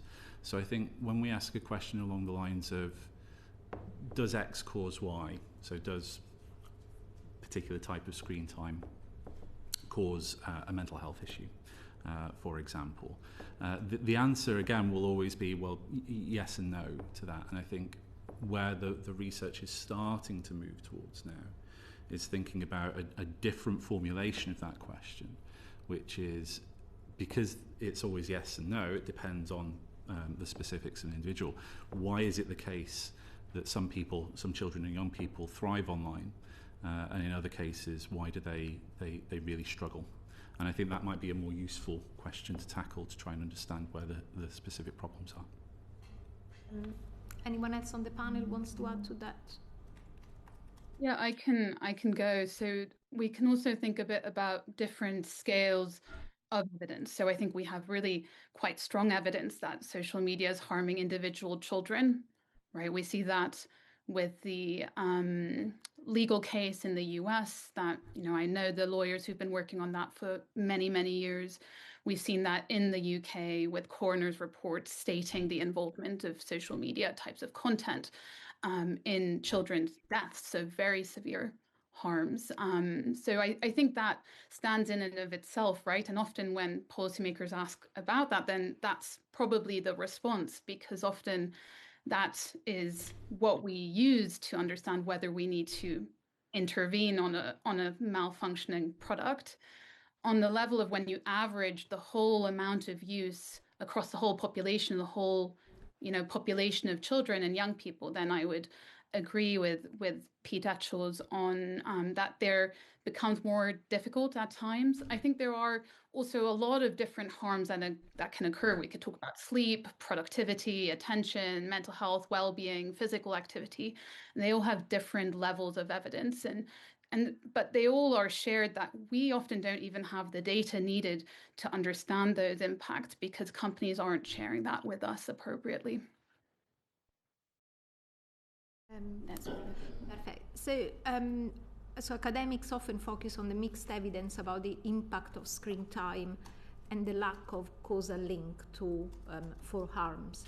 And why do you think there is such a disconnect between academic research, which obviously we heard is going very slowly, and public opinion? And also I would like to know, do you think there is a case for action now while the research is ongoing? And would you like? Yeah, so I think as we've mentioned, there are different types of evidence. So there are, there's case-based evidence and there's the academic evidence that we've mentioned. Within the academic research, there is also low quality and high quality evidence. And so, to get causal evidence, it's often experimental. And it takes rigorous study designs to give that evidence. So if you're thinking about, things like clinical trials and you're trying different drugs and those sorts of things, you spend a lot of time with different committees writing that research, having it peer reviewed, having protocols evaluated, having input from different groups, from youth groups. And so to get the causal evidence, it takes a long time. And I think the challenge with social media and phones is that it's moved at an exponential pace, that the pattern in the research and the trends in society are both trying to tackle the same issue at a parallel time. Thank you. Yes, Professor Auburn? Yes, I think I really agree with Professor Goodyear on that. I think also we are, we're trying to hold $1 billion-dollar industry to account with very feeble and non-strategic R&D support. So if you think about that, my team, I think we're now 16 people, but the longest contract beyond me and my administrator is, I think, about 3 to 4 years. It's very difficult to produce this high quality research where, even though the public is crying out for it. I also think we need, a lot of times people say, well, we've figured out what to do about cars. Cars were causing harm. We have seatbelts, we have MOTs, we have education in schools. And I completely agree. But I think we had about 100 years to get from the first car to the 20 millionth car. I can provide the actual numbers, but I think we had 2 years for that same level of rise with TikTok. So the panel you just heard, we need to speed up in a sort of magnitude of change in evidence creation. I think therefore what I've been arguing over the last year or two is that we don't think about whether is there evidence that they're not? We need to think about gradations of evidence, and we need to think about risk. So I think the core thing for you as decision makers to understand is about how do you weigh up risks of, taking a decision now on incomplete evidence that might not be perfect, that might have unintended consequences, versus what are the risk of not taking a decision when harms could be accumulating, when evidence might not arise when you think it might do, and what's the risk of maybe taking another decision. So I think that's probably something you can't communicate in a media interview, for example. But I think in conversations like these, we can start talking about those complexities with you. Thank you. And my last question, do particular groups of children have particularly negative experiences when using social media and gaming websites compared to other groups of children? Yes. So we do see variation in experiences, and from a qualitative perspective, so that's understanding from young people, and we do see differences in age, culture, religion, different vulnerabilities. I think what is common, and I've been researching this area for over 10 years, and across different ages, so that's from age 11 all the way through to young adults age 25, is that social media is a very powerful medium, and its contents are really, really powerful, and that can bring a lot of benefits but also harm. And I think the challenge is that some young person can be vulnerable for no particular reason on one day, and it can switch to controlling them. And that's the challenge, that's the key challenge that we experience in our research, is this how do we help young people to feel in control of their social media use so it's not controlling them. And I think that's, for me, that brings back to the importance of education and thinking about regulation and age-appropriate design. Thank you. Professor? Yeah, there's a few threads of evidence. So there's some research from about 10 years ago now that shows that you can almost predict the types of risks and harms that children and young people come across online as a function of pre-existing offline vulnerabilities. For example, children who are young carers are at more risk of cyber scams and identity theft and things like that. And again, it goes back to that idea of understanding the ecosystem within that situation occurs, that children in those sorts of situations are often at home more than their peers. That might mean that they're more online, and then they have that relative lack of support, a sort of literacy education to be able to spot these sorts of things. There's other research which suggests that young people with mental health conditions, they use social media to help support that, to share their experiences, to try and seek information, receive support. In some cases, they might actually find that kind of asynchronous communication easier, but it's essentially a sort of random chance as to whether they actually find support or they're fed content that actually makes things worse. And I think that's why we really need to do more work. And Professor Orban, anything to add? Or no? Perfect.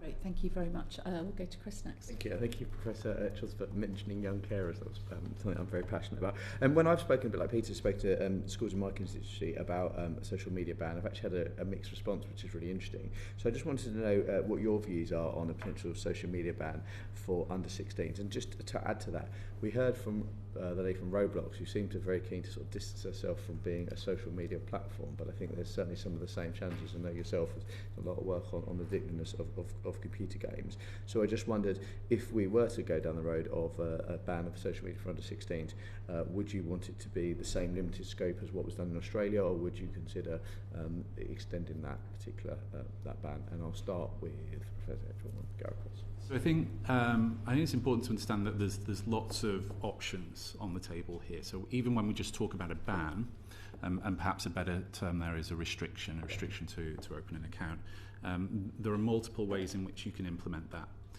So in Australia, it's at the age of 16.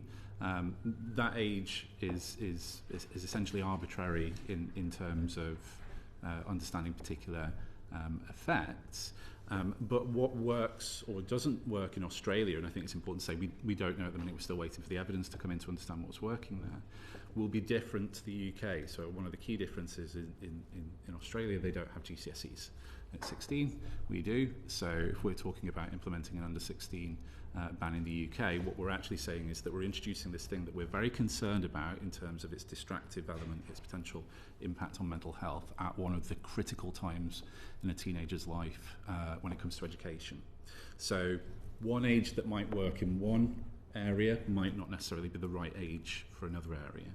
And I don't think that's a thing to worry about. It's to think about, well, what are the options open to us? Do we want to consider a younger age ban, a younger restriction, maybe at the age of 13 that lines up with the current age of consent and the Gillick principle, potentially even 11 or 12, so it kind of comes in at that friction point between primary and secondary school, but then to grandfather that in, so it increases year on year until we do get to 16.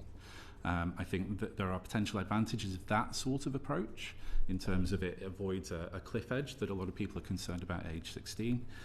It gives time for the evidence base to develop. We know that there are ongoing efforts to try and understand the impacts of these sorts of restrictions, that we're just not there yet with actually getting the data, and that would allow time. I think also critically it would allow us to think about what does a nationally coordinated digital literacy program look like, so that at the age at which we do decide children are allowed access to social media, they're equipped with the tools to be able to navigate that. So you would say that you would favour, but you would say there's evidence to suggest a restriction, and potentially in the way that you've suggested would be a good thing. Honestly, we don't know either way at the minute. We just don't have the evidence base to understand whether a restriction of this nature would occur. That's not me saying I don't think they will work. I genuinely don't know, and I'm very keen to be led by the data on this. I would also say that one of the things that I really like about the Australian model is that's clearly the case, and they're evaluating it. So I would like to see whatever we do in the UK to take a similar approach and say, okay, because of this relative lack of evidence base, what can we do to evaluate this as we go along to understand what works and what doesn't? Okay. Professor Goodyear, sorry. Professor, I'll come to you. Yeah, so I would echo that and say that there's limited evidence at the minute to support delayed access of social media or interventions targeting curfews or behaviours. That's not to say that the evidence isn't coming. There's certain case studies that maybe Professor Orban can talk to in a moment on different evidence. I would say that it's really tricky because it's about getting the right balance between benefits and harms, as we've mentioned, and importantly, systems need to be in place for some unintended consequences of what might happen if a ban, and the young people that find value of social media for mental health support and those sorts of things and communities. But I think it's important that when we think about whatever the age limit is, that we support young people as well to transition into a technology-filled world. So if that's age 13 or if that's age 16, the technology is not going away. We live in a digital society. We use lots of different things. And I think we need to be, our evidence from schools suggests that they need support in helping young people to be educated and aware of different aspects of phones and social media, and they need support with trusted adults as well. So whether there's a ban or not, I think it's really important that systems and education and support for schools and families are really put in place as well. And so, Professor Orban. Yeah, I agree with what is being raised. I think interestingly, we haven't had an experimental study, probably because of those complexities that Professor Goodyear was talking about, that has reduced or removed social media in healthy under 18s to see what happens. And so it's very hard for us to judge what will be going on, because it's not just about, if this perfect ban would be put into place, what would be the outcome. It's also about the effectivity of the ban, how people will react to it, what will be the behaviors. And we're seeing in Australia that it isn't a simple on and off switch. And so I think that sort of evaluation is why we are looking to Australia with a lot of curiosity and really hope that results will be provided quickly. I think that's also why in my team we are running this big trial up in Bradford where we're looking at a social media curfew and a social media reduction tested across schools, where we'll actually randomize year groups to receive this social media reduction in curfew intervention or to have a control condition. Interestingly, when we started thinking about this study, we were open to all possibilities. And having led this big review for government on what research is missing, I felt, an experimental study was missing, but we need to be able to have young people engage in our study to have it be successful. And so the team up in Bradford were fantastic and did a lot of engagement with young people. And they found that if we said, well, we want to actually give you a ban or not a ban, they all said, well, we won't engage in your study then. We won't sign up. We're not interested. We don't want to test the ban, but they were very interested and continue to be very interested in a limit and in the curfew idea. And we're getting pretty good engagement in our initial sort of contacts with schools and with students. So I do think they want help. And that's what we've been finding, is that they do know that they're struggling. So I think that's where evidence creation can be really critical. But again, as I was saying, it's about weighing up risks of waiting versus acting early. And that's not something that just the science can talk to, because that's about ethics, morals, what the population wants. And so I do think that's inherently a political decision when and how to act. Just to push back on something that Professor Goodyear said about the digital age, but that doesn't necessarily mean that you couldn't have a social media ban to 16, does it? It just means that whenever the decision is made as to when young people are able to access social media, the importance of digital education. So it wouldn't necessarily mean there couldn't be a ban. It just means that whatever decision is made, and Professor Edgeworth touched upon some alternatives, whatever decision is made about the restriction of social media, that support and teaching is given at that stage. That's absolutely right. Yeah. So young people have repeatedly said to us across, from my earlier Wellcome Trust studies, that the support provided in school is outdated and irrelevant, and it's about catching up with the latest trends and patterns that are going on in young people's lives. And one of the challenges with social media and phones is it outpaces the experiences of many adults when they were childhoods. So it's really difficult for teachers, and it's really difficult for parents. And what's not also alongside the legislation about bans is we also need to be really supporting parents and schools to deliver that. And so, yeah, I agree with your point. Thank you. Manuela. Thank you, Chair. How would you assess the effectiveness of the government's guidance on screen time for children up to the age of 5? That's a good question. So is this the new guidance that's in place? So it's a great question. So I think one of the things about that is that there's two elements to that guidance. So I think the thing that's been the very kind of media focused element of this is the limits element. And actually we've got a history of that. So this idea of no screen time under a certain age, I think under the age of 2, was the view held by the American Academy of Pediatrics for a long time. And that then there was no evidence to support that, so they moved away from that. In the report that accompanies the guidance, that's similarly the case.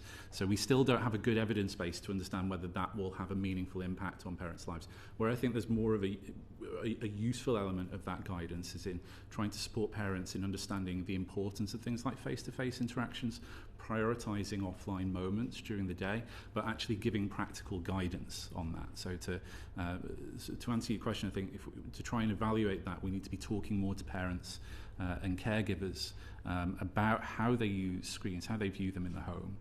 Is this guidance landing with them? Do they understand it? Are they taking it on board? Are they changing their practices? And look at that over time. Yes. Anyone else on the panel? Yes, Professor Rubin. Yeah, well, I was on the working group that helped feed into this, so I do think that a lot of effort was put in to do this sort of review at very quick timescales.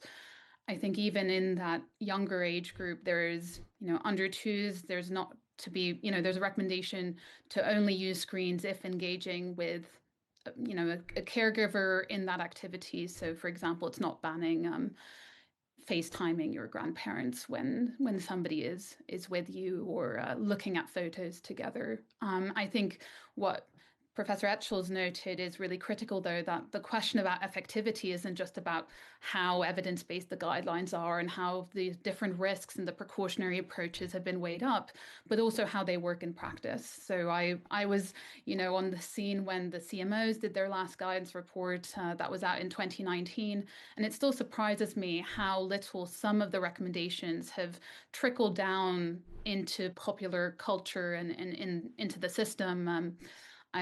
Last summer, I was asked to comment on a trial, I think, in that BBC Radio 4 had done, where they'd asked children not to have their phones in bedrooms and found positive impacts. And I just felt like I had to note that had been a recommendation from the CMO since 2019. So we haven't seen that much progress there. But I think having the guidance is really critical. And I think, it's been put together well. Thank you, Professor Dutton. So my next question is still on the guidance. The Education Policy Institute noted that the guidance did not include advice on managing screen time when children have older siblings, and ensuring a consistent approach when children are with other family members, and what guidance should be offered on these issues. And I will go to Professor Orban. And so really, I think there's also been discussion about that. It was part of the evidence report and that didn't go into the guidance. So I wasn't part of, we were just part of advising on that evidence report. I think it's a really critical issue and it would need to be looked at. I wouldn't want to deliver guidance to parents now on a committee without, for example, going through those due consultation processes, because this is really not just about weighing up evidence. It's about weighing up risks and weighing up how we balance those. And I don't think I can do that individually. Apologies. That's fine. And maybe Professor Etchells, are there any other omissions from the guidance that you would like to highlight to us? I think the guidance is as good as we can do at the minute, so I'm very supportive of it. I think a lot of it aligns with the RCPCH guidance that was put in place in 2019. That's no longer in place, but the principles are the same. I think this goes to a sort of a broader question around how do we support parents and caregivers around screen use, and the example of how do you deal with situations where older siblings are in the picture is a really tricky one. I think there are elements of research and guidance around parenting generally that apply here, and I think one of the big things that I think we need to help parents with is around how do we support modelling healthy behaviours around digital tech use as parents and caregivers, because I think a lot of us struggle with this. A lot of us have developed poor habits with our technologies. But when I talk about modelling healthy behaviours, it's not just about are you on your phone when you shouldn't be or when it's not appropriate to be, but how are you talking about that and developing rules within the household so that you're supporting your children. You're demonstrating that it's okay to talk about this, that we don't want to be on our phones sometimes, but sometimes we need to be, and we don't want to be, and we shouldn't be. And it's okay to talk about that, and keeping those lines of communication open is one of the most important things that we can do to support their journey through digital tech use. Thank you. Thank you. Peter Stoller. That's a very helpful segue, Professor Etchells, because I wanted to come on to talk about the role of parents in ensuring healthy screen time for their children. We heard in our previous panel some of the challenges where controls might be available or presented to parents, but they don't always necessarily feel that they are able to use them to their full effect. Of course, there are huge pressures on parents in the modern world in terms of balancing work and parenting responsibilities. There's obviously a wider question here as well about extended family having caring responsibilities.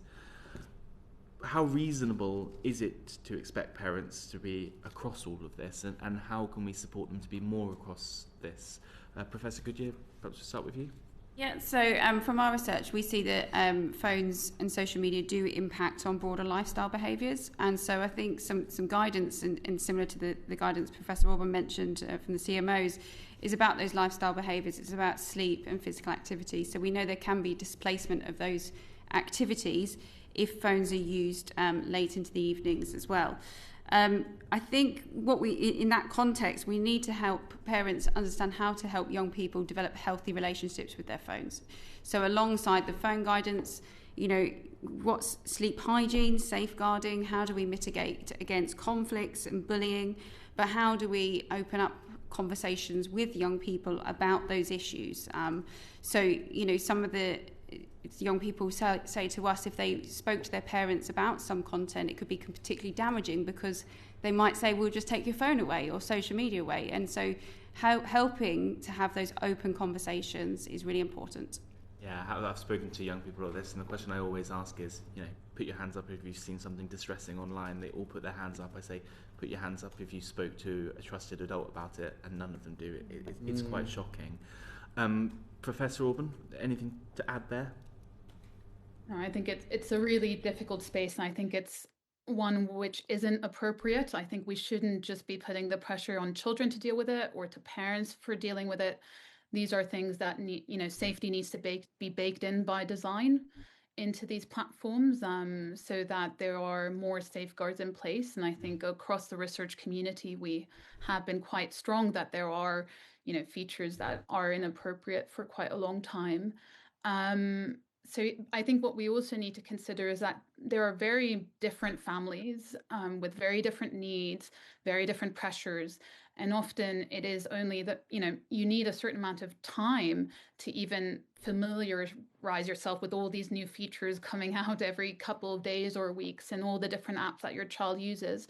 And so there's a real concern about a differential so that the children from families where somebody has the time to consider this might be more safeguarded than the children in families where somebody has to be working multiple jobs, or a single parent household where naturally a lot of them are trying their best to do, to keep their children safe, but where there might be additional difficulties. And people have also been discussing that, for example, around other technologies where some families will have money to buy the nice technology that is safer and others won't, and will have to be in that attention economy that is grabbing your attention for profit. And I think that causes a lot of concern. I think is a reason we can't just put this onto parents as a solution. I think that's a really helpful response. Professor Etchell's already alluded to this. A survey by Ofcom shows that 52% of children aged between 8 to 17 years of age thought parent screen time is too high. I certainly know as an adult that my screen time is too high. What measures can be taken to help parents manage their own screen time and be that excellent role model that we've been talking about? Professor Orban, yeah.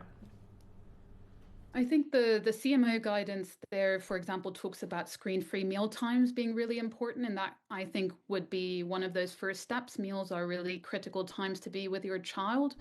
And actually the modeling is really important.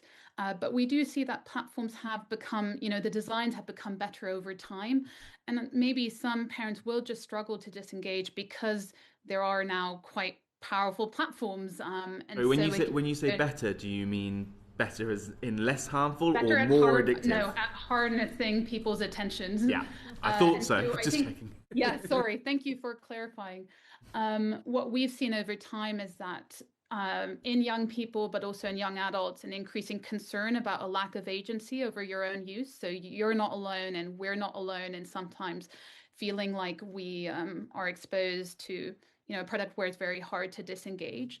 There's been some really interesting studies, for example, in Denmark, where they looked at small design changes in social media and found that that actually does allow, this was in young people, but also there have been studies, very high quality studies in adults, allow people to disengage quicker. So for example, we might enter the app quite habitually. As I think you said in the previous panel, you open it up and you're kind of there and you wanted to do something and then you get stuck. Two of the interventions that were tested were a 6-second pause before, when you click on the app, you have to wait for 6 seconds and then you can enter the app. and also one where when you enter the app, you need to say how long you want to spend online. And after that time has elapsed, the app closes. And both of those in a sample of young adolescents reduced social media time by about an hour a day. So they were on social media for 3 hours, and then they were on it for 2 hours when they were receiving this intervention. So I think, again, we can't just put it on parents. We need to build in processes to help them as well. Really helpful, thank you. Thank you very much, Caroline. Thank you, Chair. So I was going to ask you about the benefits of having a phone ban, a legislative ban on phones in schools. The government did move on that yesterday. So I'd just like to ask you whether you think that the statutory ban in legislation will have a positive effect on children's health and well-being. Start with you. Yes, so I led the NIHR funded evaluation of school phone policies, and we evaluated the outcomes across 30 different secondary schools across the UK, involving 1,227 pupils. Now, what we found when we compare the differences is we find that there's no differences in outcomes across permissive and restrictive schools. So that's in mental health, physical activity, sleep, attainment and behaviour. And since I last spoke to the committee, we've had 2 further papers out that kind of explain perhaps why there aren't those differences and what happens, and things that to consider around this statutory ban to make it beneficial in the school context. So the first one was an analysis of the time teachers are spending in the school day managing phones. And what we found was that teachers in permissive or restrictive schools are spending 100 hours a week, which is the equivalent of 3 full-time teachers, managing issues related to phones. And that's not just managing if they've got their phone out saying put it away, it's managing issues that happen on phones outside of school, so conflicts and bullying and those sorts of things. And so there needs to be an approach to policy making that can, whatever policy is embedded, that reduces the time that teachers are spending managing these issues. So that's really important in refining those policies. The second point is when we did some focus groups, we did 40 focus groups with parents, pupils and teachers, so 177 participants in total. And what we did with that work is we put the perspectives together, say what are the trends, what does people agree on and what do they disagree on. And the overarching message is that the phone bans won't eliminate some of the issues from occurring, they just change how they happen. And that has consequences for school and family life. So in restrictive schools, for example, we see that there are benefits. There's increase in in-person interactions, and that improve pupil friendships. But when pupils have a phone ban in school, they do report compensating for a lack of time on their phone during the school day outside of school. And that's a challenge for physical activity, sleep and homework. There are also challenges when schools ban phones in schools, but then they put homework on phones. So the parents are saying that they're on their screens more outside of school, which is a real challenge for schools. So thinking about the join up between in school and outside of school is really important. And then some of the phone-based interactions and things that happen outside of school are still brought into the school, whether a phone ban is in place or not. So conflicts still happen. Bullying still happens, and they're distracted by not being able to access those phones. So it's really important that the support mechanisms are still in place, the policies are refined, it's not just a blanket ban. And I think it's really important that teachers are really trusted by young people, for some young people, and they are safeguarding experts, they can pick up and spot issues. And so by banning it, we're just not going to diminish the issues from happening, school phone policies, and it needs to be supported within the school context. So I think, yes, there's different types of bans, pouches, lockers, all those sorts of things, but I think the wider guidance for schools about how can we help young people to manage their phone use is really important. Thank you. I'll come back to you on something you said in there in a minute, but maybe we could go to Professor Etchells. I agree with that. I think, like with the conversation around social media bans, that when we talk about different alternatives, they're not mutually exclusive, and I think we should be considering lots of things at the same time. So one of the big things in all of these spaces is the social norms that have developed around phone use in schools or social media use beyond. So there's a lot of work that needs to be done, helping children and young people to understand that maybe some of those social norms don't need to be in place, and how might we shift those.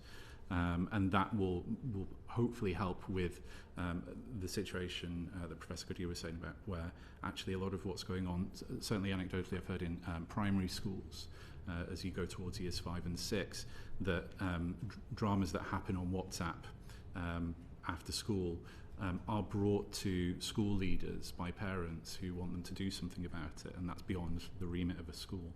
But there's an educational element there, and I think we have qualitative work as well around the impact of phone use on sleep. And again, it's a lot about the social norms. There's expectations that teenagers should be always available and should immediately respond to things on social media or text. And it's those sorts of things that really impact sleep, that then spills over into the next day at school. So again, work around media literacy, algorithmic literacy, digital literacy, I think is really important here. Thank you. And Professor Orban? Yeah, I'm not an expert in schools, but I think what I agree with on the panel is the need for a multi-pronged approach. So whatever decision we now make as a country, especially if we want our children to thrive more, a school phone ban will be just one of many things we need to do around the online space. As they have said, children do use phones outside of school, and that will need to be addressed. So just coming back to something you said, Professor Goodyear, about children using their phone more out of school when it's banned in school, which is quite interesting because I've spoken to lots of schools that have got pretty strict phone bans in place, and a couple where they're not even allowed to bring their phones into school, so it's just leave it at home, and if you need to contact your parents, use an old-fashioned dumb phone, which seems to work fine. And what they've said is that the phone usage has dropped off massively because they're so used to just not having them, or they just don't have their phones with them. They don't have them on the bus, they don't have them when they're commuting, they're talking to each other as friends, and that their dependence on phones has dropped.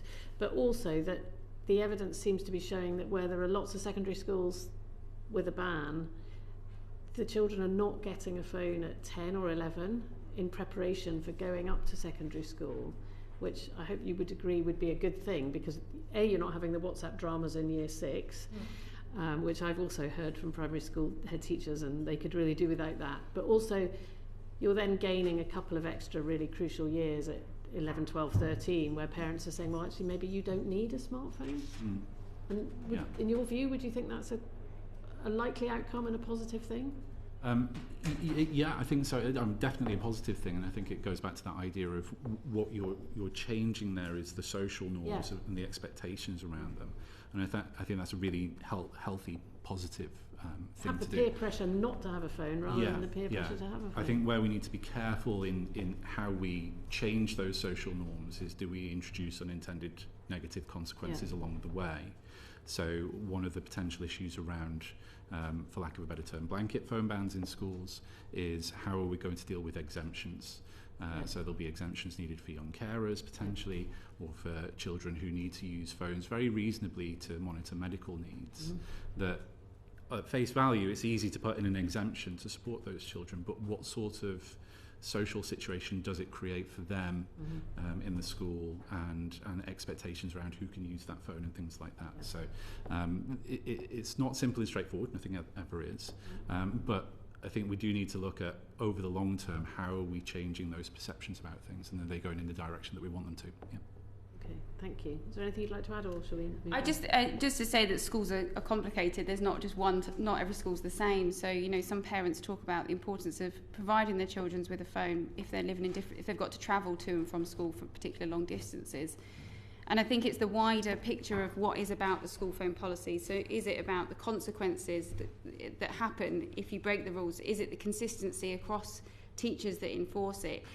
Is it the wider ethos and the vision of a school? Schools that promote physical activity, for instance, we know from Canada, tend to have more physical activity behaviours and less screen time. So it's a bigger picture, and every school is different and has its own values and rules. And I think there should be perhaps the importance of having this regulation across, but thinking what in your school, what's important to your pupils, and what's the values, and what's the makeup of your students and the parents and all those things, and now can we design support systems in place so it's a policy not just statutory but it's relevant to each individual school and its makeup of students. Thank you. Thank you very much. I wanted to ask very briefly about AI chatbots. So there is a question in the government's consultation about concerns that children could become dependent on AI chatbots, as treating them as friends or partners, not necessarily understanding the distinction between an AI chatbot and a real person. To what extent do you understand the risk that's posed by AI chatbots, and do you think this should be an area within which the government's considering further regulation in order to protect children? Professor Orban.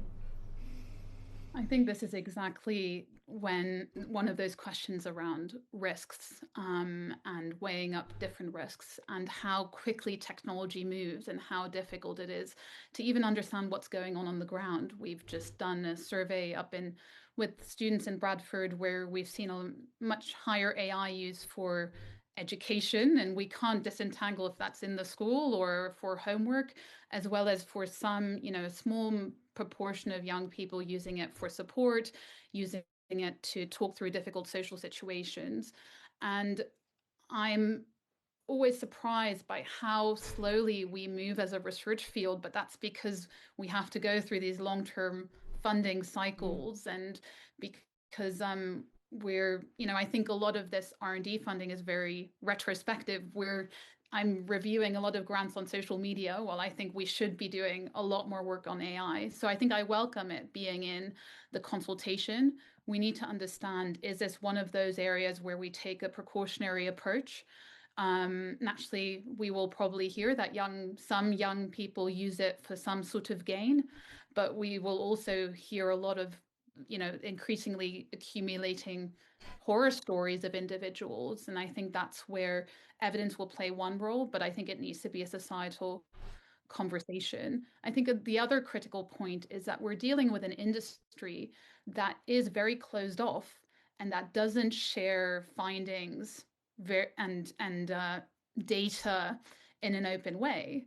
And so I worry about a negative cycle where, because they don't share data with independent researchers, we as independent researchers cannot do good quality studies, which means evidence of harms takes longer or might even be impossible to get by the time action needs to be taken.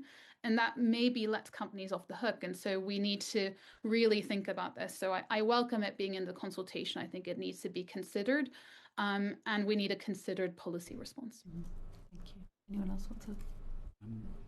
Yeah, I would just briefly agree. I think we need to be future-proofing for AI. There's some lessons that's been learnt from the consultations on social media that we've spoken here since early 2018, 2019. And I think we need to be future-proofing so we're not in this situation in 10 years' time with AI.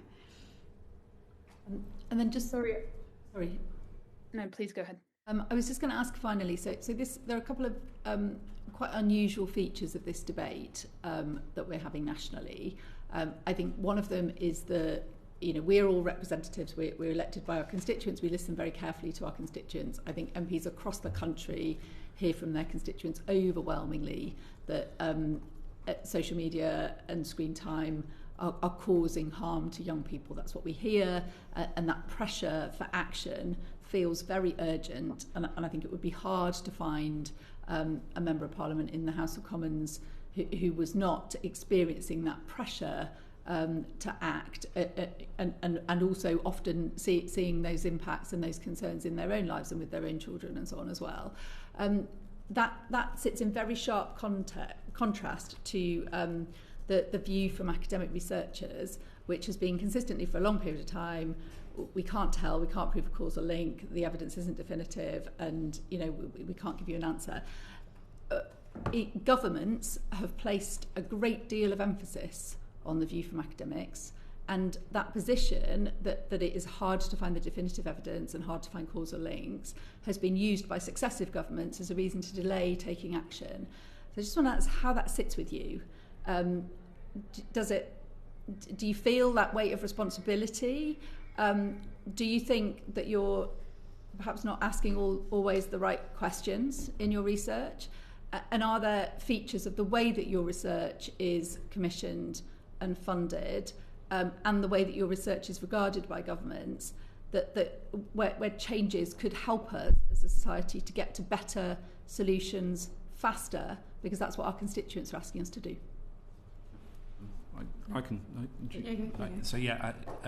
It's very frustrating.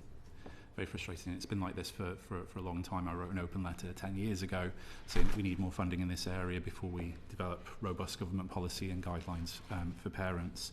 I think it goes back to the question around funding in this space as well, that there are data out there that we could use, that we could answer some of these questions very quickly, that the companies are very reticent to share with independent researchers. At the same time, researchers are extremely cagey about engaging with the companies on a direct basis for that perceived conflict of interest or actual conflict of interest that might arise from that. What a lot of researchers in the area have been arguing for a long time is that we need an independent third party to mediate this process. That might be a government, it might be a charitable foundation, to bring the right people in the room together so that we can figure out privacy issues, proprietary software issues, conflict of interest issues, so that we can actually get the data that we need to answer some of these questions. And without that, what's happened over the past 10, 15 years is we've had to resort as researchers to poorer methods. A lot of the research in this area relies on self-report questionnaire-based studies, which just don't, people will give you an answer if you ask them how much time have they spent on TikTok. Whether that number is accurate in any way, we simply don't know. So we need more of the actual objective data and mechanisms to share that responsibly that protects the researchers that are involved in that. Thank you. I'll go to Professor Orban next. Yeah, I think,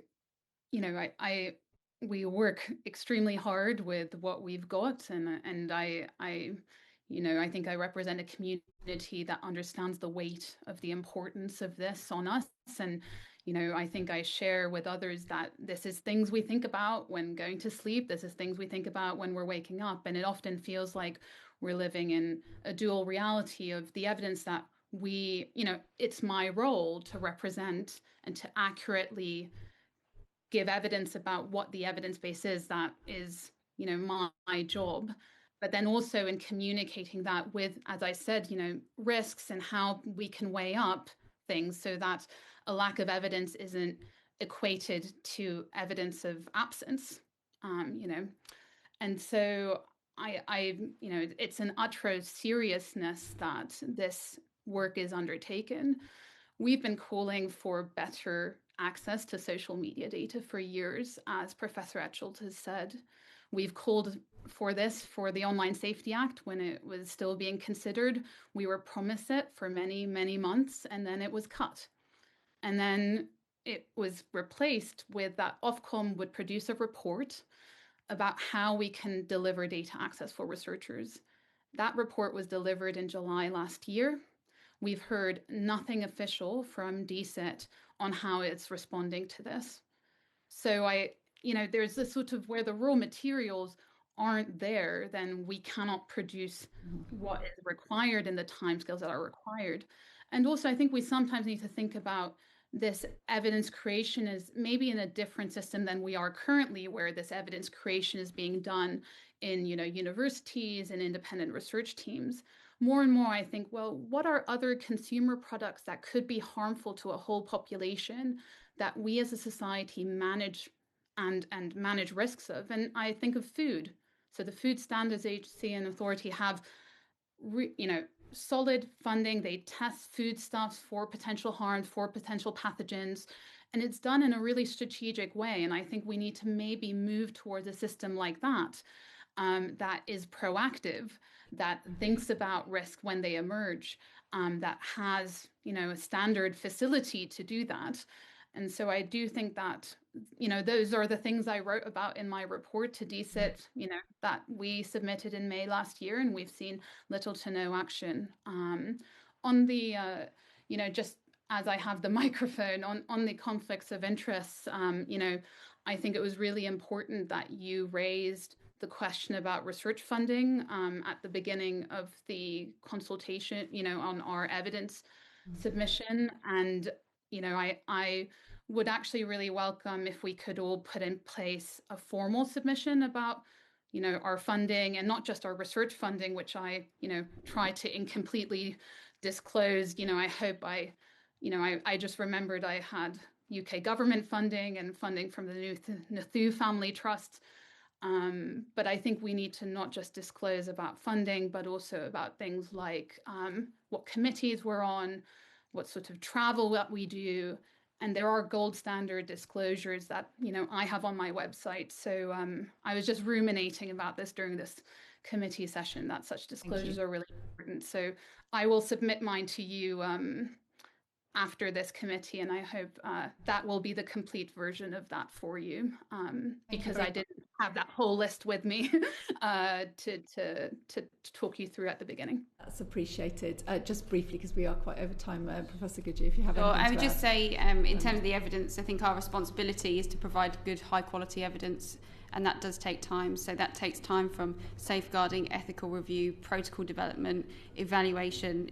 My research is funded by the NIHR, which is funded by the Department for Health and Social Care, and so my responsibility when presenting, asking questions about school phone policies, for example, that research started in 2019, putting that application together, and the publication was in 2025. So large national studies that go through rigorous protocol and review take a long time. There was COVID in the middle, so that was a slight delay. But that if you want us to present high quality evidence, then we have procedures and policies that we follow to ensure that. Thank you very much. It's been very interesting for us to hear from you today. Consistent with what Professor Orban has said, if there's anything that you didn't have the time to convey or that you think the committee should know about, please do write to us afterwards, and we'd welcome that very much. That brings our evidence session for today to a close. Order